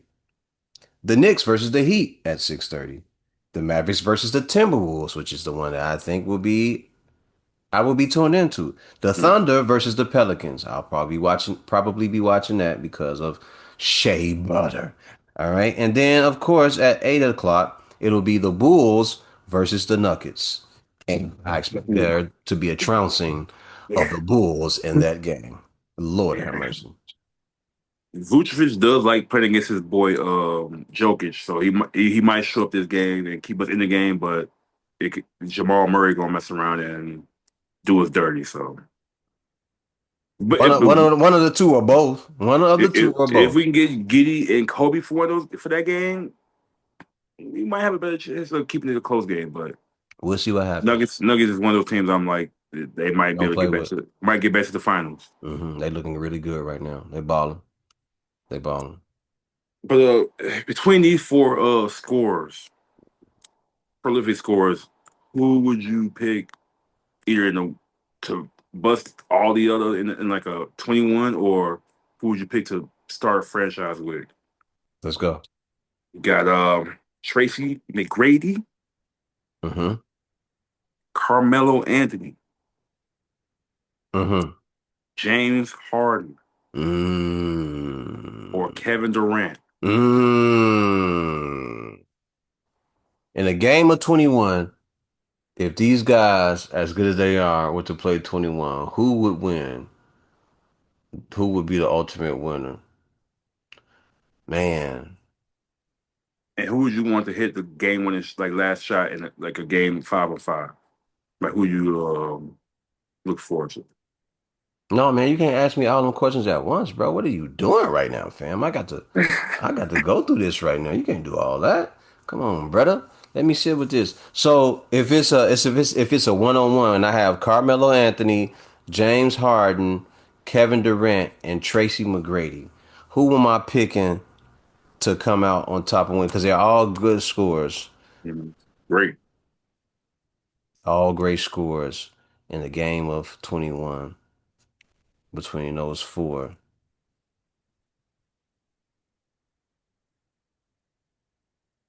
Man, because if you can shoot the pill, all of them can shoot the pill. They all can shoot the They pill. all can shoot the pill. Melo ain't big on defense, so I James mean, Harden. but Melo when ain't. they come down to getting the rebound and bully ball, You you're ain't gonna getting the need ball back. Melo. Melo gonna be It's gonna be hard to prime. get that ball back once because he gonna score everywhere on the court. I got Tracy McGrady. I can I rock got with Tracy McGrady. Who you got? prime Tracy too. Prime Tracy, Prime T Mac. In this situation, 21 because like I said, you do need to do a little bit of bully ball in there or like get tough in there. I'm gonna go with Melo. You I'm gonna gonna go go with with Melo. Melo? Like Bet that's who I was thinking of. I'm like, yo. jab, the Mm-hmm. post up. He could post you up. He could shoot it Mm-hmm. three. I mean, 21 is his game. 1-on-1 is his game. Mm-hmm. Um, but if it came down to like, I mean, I still pick him to take my last shot. But because of the height this man has, Kevin Durant, like, just Taking being my able last to. shot. 5 seconds left on the clock. The ball gets to you with 5 seconds left. Who am I choosing? Hmm. I'm not picking James. I've seen him miss some shots that he should have I'm just won. not picking him because like he has it's almost like he has to do a whole setup before he shoots True, the shot. that's All right. So when you which could be tough on defense. Like you don't know if he's yeah, gonna go in. You want to yeah, step back. yeah. Like he can make that shot. He can make the shot, but overall I'm saying I wouldn't go with that guy. I would dismiss James Harden. Yeah. The next person would end up being Carmelo Anthony. I dismissed Carmelo because he got to go through his whole setup when he catch the ball. Like before he hit a dagger, like he got to spin the ball. You know what I'm saying? He got to look at you. He got to, you know what I'm saying? Yeah. He got to do his triple threat. He got to do all that, and then he got to shoot the ball. Um, but he'll jab step you, and then he'll just pull that bitch, or he'll hard dribble, stop, and then he'll pull. But I'm gonna get him out of there because that's too much motion. So if we talking about the last shot, we down to two other I don't people. know. Cause like that's the thing. Like during his time though, he was considered one of the most clutch players in the league. Like between Very him and true. Kobe, like he Very hit a lot of true. game. He is. I've seen he hit He a lot of do. game winners. He It do. don't take And much for him to really. he thrive in that moment. Damn. Kobe, I mean not Kobe, but Melo do thrive in that moment. He's never backed down from it, whether he hits that shot or he loses that shot. Matter of fact, let me switch. Hits the shot or 21 misses. KD because I just feel like he's gonna be able to overshoot everybody. Last shot, let me give it Melo. Like if I had to like Last shot, you going with Yeah, Melo. man. Put my life on it. You finna make this shot, Melo. My last shot, I'm still thinking about Melo though. I ain't even because I know what Kevin Durant gonna do, Durantula. I know what he gonna do. I know what KD gonna do. Like he gonna bust that bitch.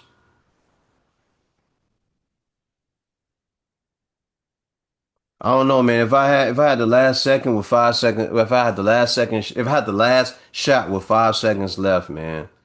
Damn, this is a good question. I like the fact that I don't have no time to really sit there and think about it because you really think about it in the moment. Yeah. Yeah, you can bring it back, another time. Like No, we ain't far gonna as like get no, rid of you that. get it out now, but Yeah, next episode we might expound on it a little bit more. yeah. Give me Melo. Give me Melo. Not mad at that. Give Not me mad at that. Melo. Because, whether he hit that shot or not, Melo won't be affected by it. Like he'll take that and he'll walk it off. Yeah. Like he said years ago, he said, man, I get paid to take that shot. That's what they pay me for. You understand what I'm saying? He's like, whether Yeah. I miss it or make, whether I hit or miss, it don't matter. That's what they pay me for. He said, so I can take them talking about me in the papers and I can take the fans booing me and everything like that because he said that shot won't make me or break me. He said, that's what they pay me for. That's why I'm here. That's why Yeah. you play the position that you play and I play the position I play because they pay me to take that shot. And I like Melo's attitude. So I'm going with Melo because I don't have to worry about him coming back and acting like, somebody kicked his dog or shot it or ran his dog over or anything. Like he gonna come out the next game, he ain't gonna be no different. You know what I mean? Yeah. Oh yeah. Speaking of Melo, shout out to Kyan Anthony, his son. He playing at Syracuse right now. Low key hooping. He is Like low key hooping. He is. he was the first game he came off the bench and he put up 15. Then the next game they started him, he had like 19. Mm. But he's playing like he I was worried about him being like skinny, lanky, not strong enough. But between since his last game in high school and now, he's definitely gained more weight in weights and he just seemed more fluid in his game than Bronny James was, or Bryce that's going to be, or any other son that's like after all star player whose son be trying to be a basketball player. This is probably going to be the best. And he knows what he has to do though, bro. He knows that. Like his father's telling him, yo, you gonna have to hit the weight room, champ. I'm sure you're telling him everything that he needs to know. Your The body's thing still is, developing. Don't worry about it, but right? But no, like I think what he really did, he did it right by having making Cayenne go through the New York City and hoop everywhere. He hmm hooped at Dykeman, hooped at all the best parks that they grew up on. Where I grew up on watching like in New York City. Like he played some of the best teams, some of the best players across the country.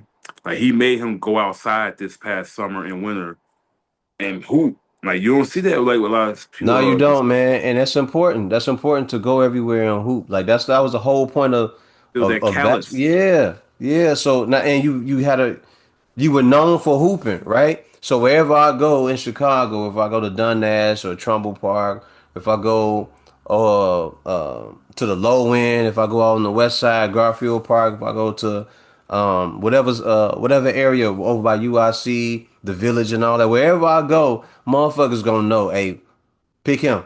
Pick him. Yeah, Hey, you got your five already? No? All right, cool. Slide with me on we on next. You know what I'm saying? Like you gotta do that. So I'm happy. I'm glad that Carmelo did that to make sure his son absorb that game. He know what that feel like to go in different territories, and environments, yeah, you understand that environment. toughness. Yeah, you understand that environment. You know that I ain't these people don't know me, but I'm here to hoop and I'm about to earn their respect and I'm about to earn my own respect while I'm here because I'm about to show what I can do, what I'm capable of for sure. So salute to Melo for doing that to him because he needed it. Yeah, yeah. He needed So he's gonna be. I think he's gonna be definitely one of the better ones, and that's gonna carry the torch for their daddy name, basically. good, good because and it's no because I think Bronny we still haven't seen the best of Bronny yet. Like we don't know what he really looked like. We only get glimpses of him. I think the kid actually got something. We just don't know what it is. You know. He needs to True. be in the right system. He needs to be set up properly so he can win, or he can play. So we'll see what happens. We'll see what happens. And he's actually balling. When I Yeah. say he, I'm talking Who? about Cayenne. I'm talking Yeah. about Cayenne. You. Cayenne is actually hooping. So. He's actually on the court hooping in college. We didn't Yeah, get a chance to see Bronny for at least a season or two with some actual hooping, full season. Blah blah blah. But let's yeah, go, look. Let's go, young man. he doing it right. And then I mean Bronny, I think they somebody redshirted him. Like he's gonna be a freshman this year, so I haven't heard much about. He at Arizona. I want to see how he do it. I think he's gonna be the better brother of the LeBron James Mm-hmm. sons. Mm-hmm. That's what a Uh, lot of people are saying. Sucks. Elijah Arenas won't be able to play too much because of what he went through. Got injured actually trying to while he's working out and stuff like going hard, especially Mm. after that car crash he had in the cyber The like a Cybertruck. cyber truck. So he went through a tough little time. I was hoping to see those three hoop this year on basketball. Bring back 'cause, like I fell off on the college basketball stuff, I been fell off. I fell off 10, but 15 years ago, those man. gonna keep me. Those gonna give me to watch again, like I did with college football a few years ago when Shador and them came. Mm-hmm. So that's tough not be able to see them play. But But if Illinois. you still looking though, man, Carlos Boozer's son Oh yeah, is yeah, yeah, yeah, yeah. he Carl he he looks Cameron good. Boozer, Yeah, crazy. yeah. And it's this dude from BYU. He looking like he'd be the number one. Him and Boozer, top two picks in the NBA There's another kid that plays for, I if think, they come. North. I think there's a kid that plays for North Carolina. Have you seen him? He real smooth. He got this really smooth game, my G. I forgot Yeah, his name. But if I get the information, I'm sorry everybody who if you're listening, I don't have the kid's name. Um just go look up North Carolina. They'll find him. yeah. If he that cold, it ain't gonna be North hard to Carolina, find. yeah, North Carolina players. But the kid is smooth. Real smooth game, man. Real smooth. All they gotta Yeah, do is keep working with him. You know what I mean? And he gonna be all right. He gonna be all right. But he a dope player. He's a yeah. dope player. But them two Boozer boys, they look good. Cayenne look good. And this young boy from North Carolina look good too. Go ahead, keep on going. No, that was pretty much it for that one. Oh yeah. Did you hear your boy Anthony Joshua might be taking the fight on for Jake Paul for the Javante fight that was supposed to happen? Tank and Jake Paul. Now, what I was saying is my guy. He showed me that I'm like I don't think Jake Paul want that problem, man. But I can see, I don't know why Anthony Joshua taking besides the bread. So it's like just go in Yep. there, make quick work of him. I'm gonna look into the camera and say it. This is Jake why Paul I don't asked the want question. that type of smoke with nobody named Anthony Joshua, with nobody named Joseph Parker, with nobody named Fabio Wardley, with nobody named Moses Itama, Mhm. or any of those type of guys. You don't want that type of problem. That's why you chose Tank, because you want it to look like it's an exhibition. But if for some reason the harder guy, the not the harder, the bigger guy hits the smaller guy, it'll look good for you. You'll feel good about yourself, especially making all that type of money. But let's Yeah, be very serious. For someone that is 6'2", between 6'2" and 6'6", and they weigh 230 to 260, and they're very dangerous, and they've been an Olympic champion, they've won belts in that division. You don't really want that problem. You want people to assume that you want that problem. Maybe you do. Maybe you are that crazy. Maybe you are like Muhammad Ali say. Maybe you will dare to chase greatness. Maybe that's you. Maybe it's in you. Maybe that's something that you really want to do. But I don't think you're going to accept no fight like that, because when you get in the ring with a guy like that, there's only one way for him to go, because hmm he's offended by a guy like you. A lot of those guys are offended by you. While they may say it's good for boxing, which it is, because you put on for Amanda Serrano and Taylor and all that. You make sure that everybody eat. You do a really good job. You make sure that all of them eat. You take care of them, and everybody get paid. But as far as boxing and you get in there with real fighters, you have yet to do it consistently, and that guy's at the top of the ladder. And yeah, if you take that fight, that's a guy that's gonna eat. yeah. That's a guy So that's gonna eat. And you at 6 foot he's a tall, problem. 6'1", you ain't done enough, because you playing around with something that's so deadly. And people say you take it serious, and I salute you. If you really take boxing serious, I salute you, man, for doing it. I really do, because boxing is tough. Yeah, Boxing like, is a very tough thing to wake up every day, your muscles ache, you put your body through it just to get in shape, just for somebody to beat you up and break your body down. It's very Yeah. tough. So if you really want to take on the Anthony Joshua fight, I salute you. But I only see it going one way. Yeah. Yeah. Nah. You Yeah. understand me? I only see that fight going one way because from what I've seen in you is you decent. Yeah, I give him that. He's not like I thought he was gonna be like try to like take advantage of the sport and just like not take it seriously. But he actually tried to train and get better. It's just only thing he been fighting non-boxers except for like I mean I don't even know is Tommy Fury a boxer like Tommy Fury is the brother of Tyson? Tyson Fury. He's the half brother or whatever. But here's Right. the problem with when you fought Tommy Fury. Tommy Fury hasn't been taking boxing serious. He Right. hasn't. So he edged out a win over you without even being in the right shape and being in the right frame of mind. And you knew Right. that already. That's why you chose him. That's why y'all was going back and forth.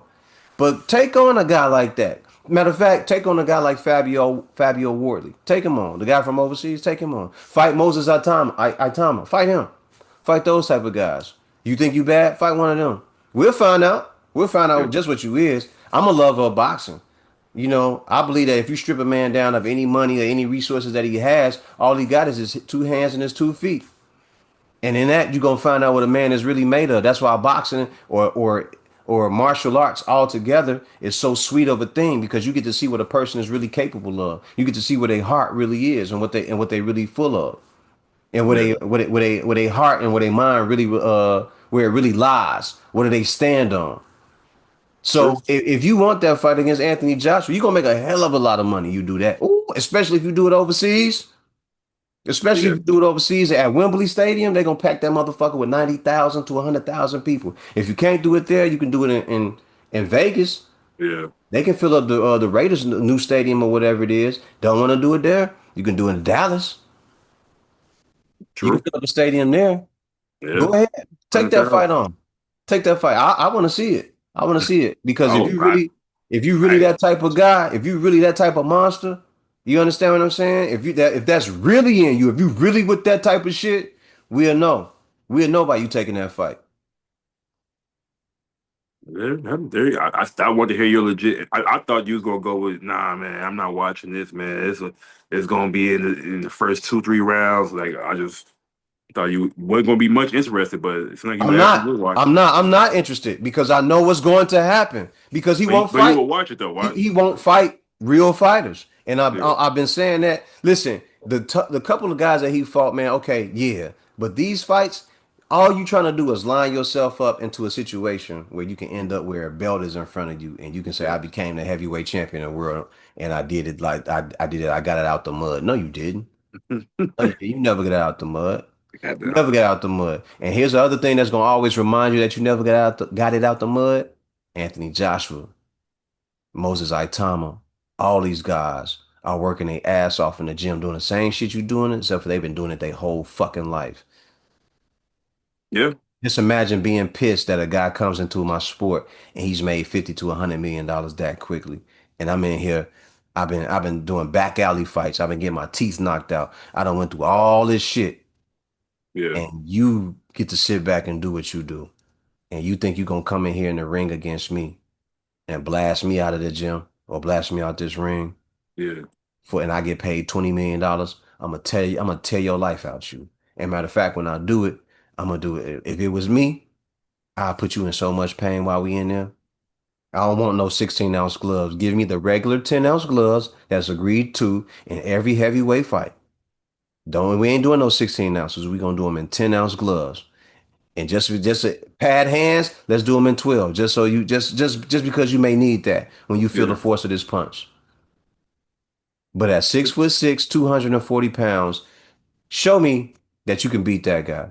A former Olympic champion, a former heavyweight champion, a former unified champion, unified heavyweight champion. Show me. Show me that you really want to do that because that's yeah. a guy that ain't gonna play with you.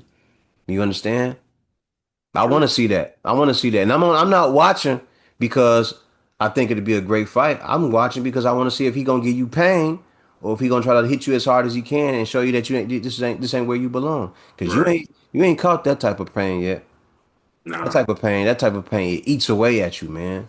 It takes something from you. And it takes a certain type of guy to go in there and do that and love that and get up every day and go and love it again and love it every day and feel it and get it excites him and he wants to break through the next wall of pain. You understand? It takes something different. It's a different type of person. That's why they Yeah. say you got to be crazy to do that sport. Not just courageous, but you got to be crazy. You got to be out your fucking mind and do it. True. Yeah. So if you gonna fight him, if they put it on Netflix, I'll watch it. I'll watch it. Right. Yeah. I think so. Make sure that card is dope though. True. Yeah. No. Make Yeah. sure Gotta be. all the fighters that ain't fighting, make sure you can get some of these young boys in the ring. If they ain't fighting, go get Richardson and Hitchens. Go get them guys, man. Get them on the card. Get some dope ass guys on there that can fight. You Yeah. know, spend the money because you're gonna make the bread. We already know you're gonna make the bread. Right. We know you're gonna make it. So if you're gonna do that, make the card dope. Don't just put no anybody on there and you pay them a couple $100,000 and they get paid. I appreciate that. Make sure that they can eat too. All right, make sure they can eat because all them guys, it take a lot of money for these guys to support themselves in their career. But Yeah. if you really a dog like that, let's find out. Let's True. find out. I don't fought. I done had plenty of fights. You know what I'm saying? I know what it's like for a motherfucker to hit you and you try to bite down on it and they knock your teeth one way and then they knock your teeth another way. I know what that's like. I know what it's like for motherfuckers to jump on you and shit like that. I know what it's like to get in that ring. I know what that's like. I know what it's like to get in that ring and spar and work out and go through the workouts and somebody tell you to throw the same punch over and over and over and over again. Not because you can't do it, because they want to make sure that it is routine in you. That way, when you tired, when you hungry, when you out of breath, or when you fresh, you throw it the same motherfucking way. That's all. That's all. You don't know. You finding out about that. Most people don't know about that because 90 something percent of the people around the world, they ain't no fighter. It ain't in them. They'll never do nothing like that. But if you Nope. that bad of a motherfucker, man, prove it to me. Show me. I'll give you all the credit in the world. You fight any of them guys I listed, I'll give you credit. And I'm talking about now, like in a year. I ain't talking about in the 5 years when they old and they done got beat up and everything, and it's easier for you to take advantage of. I'm talking about now when they fresh, when they still able and they able bodied men. Fight one of these guys right now when they willpower is strong and they'll go in there, they'll risk their whole life to knock over a building or they'll run through a wall. Go ahead. Try. Guys Yeah. that some angry guys that get up every day and they go to the gym and they work out and they tame that fire through boxing. Go ahead and fight Anthony Joshua. I love to see it. I love to see you across from a guy like that and you gotta look up at him and you ain't the biggest guy in the room no more. Mhm. I love to Yeah. see that. I love to see that. See, fighting Tank, I wasn't gonna watch that, but I was expecting Tank to knock you out. I was expecting Mhm. Tank to beat you up and knock you out. Not because you ain't a better boxer than him, but just because Tank had 250 something fights in the amateur, and he is what he is. You know, Yeah. A tank is what, one shot. Yeah. He got some strength to him. Like them hit some jabs at the motherfucking hooks. Yeah, he can catch you.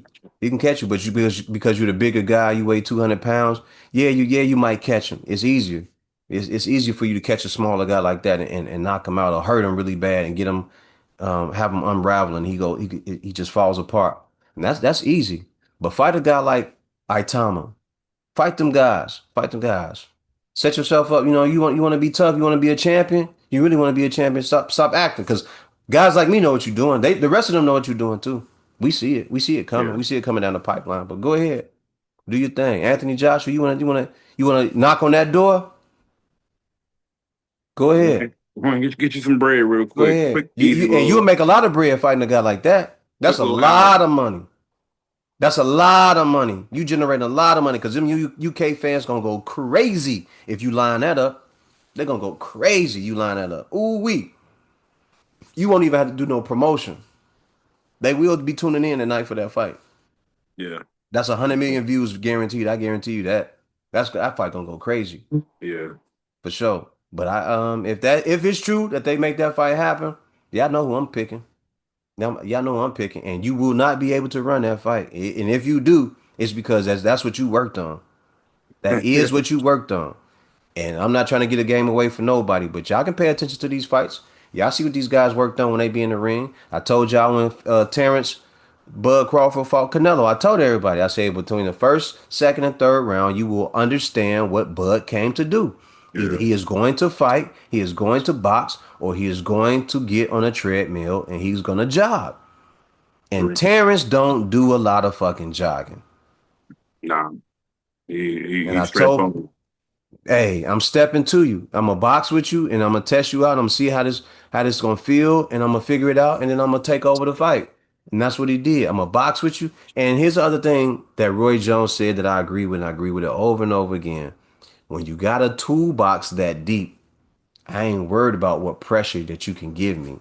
Because when it come down to me, kicking your motherfucking ass or biting down and hurting you or killing you or it come down to you killing me, I'm going all the way there. And Yeah. there ain't nothing in me that's gonna run from that type of challenge. Ever. And that's the type of nigga that Bud is. You gonna have to come and get it out of me. And when he took that challenge, he knew what that was. Yo, I got the better toolbox. I know how to beat him. What Floyd did that to him when he was young and up and coming. The nigga was green. Here he is now at the other ages, at stage of his career, where they saying he is finished. He can't knock people out. Man, you knock enough people out, man, your hands hurt. You know what I'm saying? So he is what he is. But he used his tool set. But go ahead. You a bad motherfucker though. I'll give you a credit. You take on a guy like that, you done prove something to me. I'll give you Yeah. all the credit in the And world. yeah. If he stick in that fight and actually give him some go, and I mean, literally just be able to withstand it, I'll be impressed. I actually kind of grown to like him more and more, but it's just like until you show me you got to fight some real boxers, That's it. That's it. and this would Stop be fighting these retired fighters. Stop fighting these father figures who have stopped fighting. They not fighters no MMA more. fighters that Stop yeah, fighting these guys, these MMA fighters and all that. You a boxer, my brother. You supposed to be in boxing. That's your job, to box, to fight. Stop fighting these MMA fighters and these guys that are smaller than you. Fight these guys that are 190, 200 pounds. They waiting. They waiting. Show me how good you are. Cause they waiting on you. But you don't want to take that line. nope. That's where it get tough at, man. That's when it get rough. That's when a motherfucker hit you with a jab and you start hearing shit. And you start looking around like, is that coming from outside the ring or in the ring, man? Or you start looking around like, did two people hit me or was it one? Man, it felt like four people hit me. Come Right. on. Come on with it though. Come on with it. Cause if you take that fight and you go through it, I'll give you your credit. But I know what I expect from a fight like that. Because I know what I expect from a guy like Anthony Joshua or myself or anybody that know what it's like to really train and go through that type of shit. I know what that's like. I know how that's gonna go. I want to see it though. Yeah. I want to get off of it because I get that it'll get me hyped up, man. It get me hyped up because you start talking about boxing, and I love boxing. I love boxing my whole life. It's been one of the things that have been an inspiration to me. But when I watch him, he making money, he hustling, he making it work for him, and they say he work hard. So I don't want you to ever think that I'm taking anything away from you, but I believe that they say you work hard. I'm gonna say you work hard because that's what's coming out of these camps. They say you work very hard, you be in the gym and everything.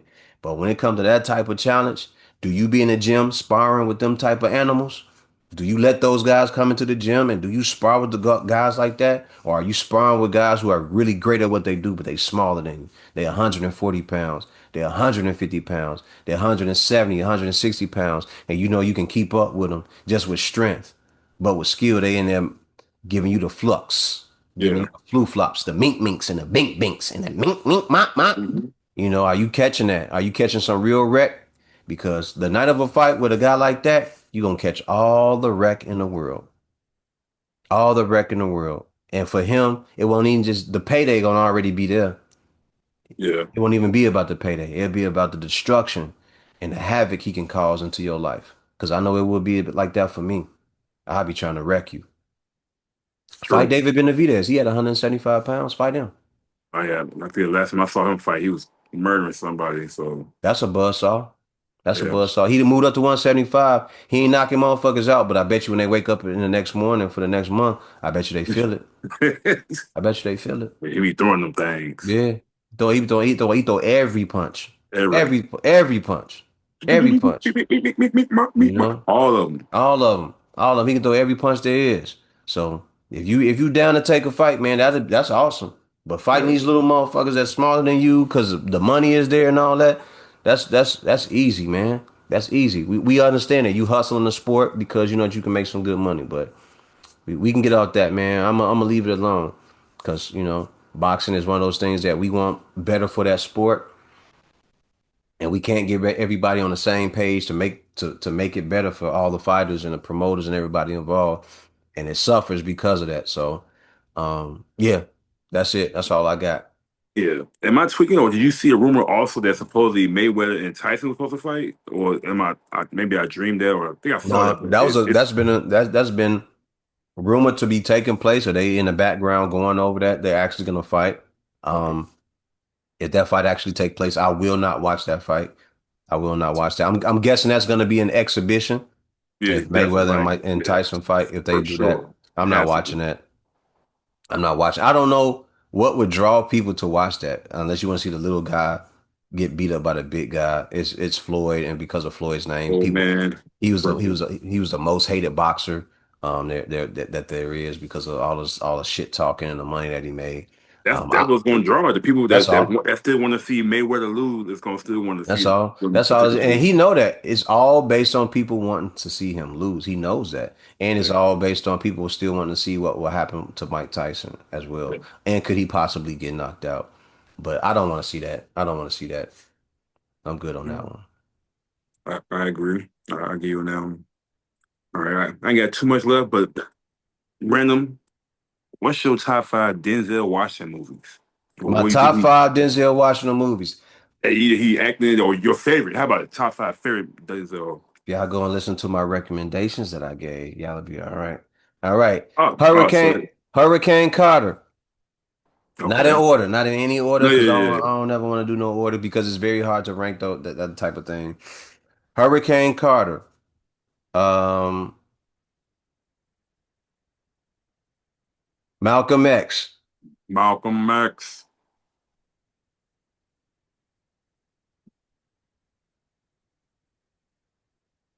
What's another one? What's another one, sir? Hurricane Carter. Because I did this now. I did this before. Now I can't Oh remember none of yeah, them. like Hurricane strictly Carter. Denzel. Huh? It was strictly Strictly, it's just Denzel. all Denzel. I think I gave like five of them. It was Hurricane Carter, um, Malcolm X. I think it was that Equalizer 3. Mm-hmm. Um, what was another one, bro? I can't remember. I did this. I can't even remember. Let me throw you something out there. Name some of them. Remember the Titans? That was a good one. Actually, one I'll put in mind is He Got Game. Okay. Man on Fire. Man on Fire, and he got game. Gotcha, gotcha. I'm not mad at that at all. No, you can't be. What's Oh, yours? mine's American Gangster. I got Malcolm X. I'm not. So for everybody, like, oh, you forgot American Gangster. No, I didn't. I No, don't. No, I didn't. I don't. I can see why it could be one of those like on If the if you fringe. know me and you know how I grew up, you know, ain't none of that. Yeah. Ain't none of that at the end. But go ahead. Go ahead. You know what I'm talking about. Go ahead. Go No, ahead. yeah, so I got what's I said, American Gangster, He Got Game, Training Day, of course. Oh, I forgot about Training Day. That's crazy. Crazy work. Oh, and he did the Book of Eli. Keep going. Keep Look going at though. Eli is cold. Yeah, so I got was that He Got Game, American Gangster, Training Day, Malcolm X. That last one, man, I can see I can go John Q. I can You could go. go anywhere, bro. Like the man got so many movies, bro. Antoine Fisher, Oh yeah. Antoine Inside Fisher. Man, which was a decent movie, but Book of Eli, Safe Look, House was decent movie. uh, man, you got remember the Titans, Hurricane. Mm, I'm gonna go for the fifth and final one. Trying to see which one I was most.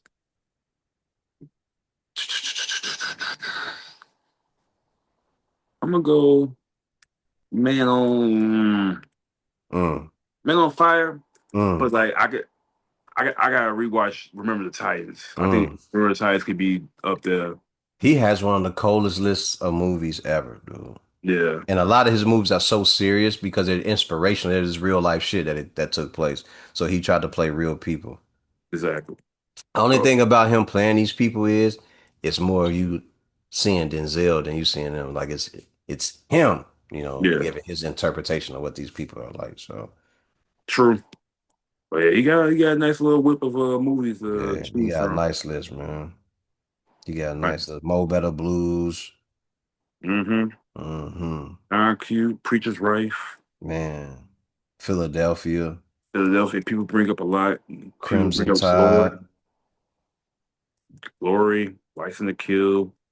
Bone Collector. Antoine Fisher. So I'm gonna one day go through these movies, all his movies, and see, how he did. The Great Debaters. Rage the Bears, yeah, I remember that was a big movie when they came out. Everybody rocked with it. Equalizer seemed to have a good little run. Equalizer 3 was like that was my shit. Manchurian Candidate, Flight. Flight. Flight. I fuck with That that. was a good movie. That was a really Yeah, good one. I had a Based on a interesting true time with that story. one. So Based on yeah, a true story. Damn. Yeah, there it is, ladies and gentlemen. Your five top movies. I hope y'all got them. We five top Denzel movies. yeah. But we did an episode like that. And I'm gonna post the other part of the recommendations too. I'm gonna Nice. post that on the Full Profits podcast page on Facebook. But other than that, and remember the mission statement when you're striving for greatness. God never puts you in the driver's seat if it's taken. This is another sports related episode with Keith Too Tall. Yes, sir. Man, we're gonna enjoy the rest of this weekend and we're gonna enjoy them games tomorrow. We're gonna find out who are the best clappers and stinkers for the football weekend. Yes. Ladies and gentlemen, y'all be safe out there. We are done here.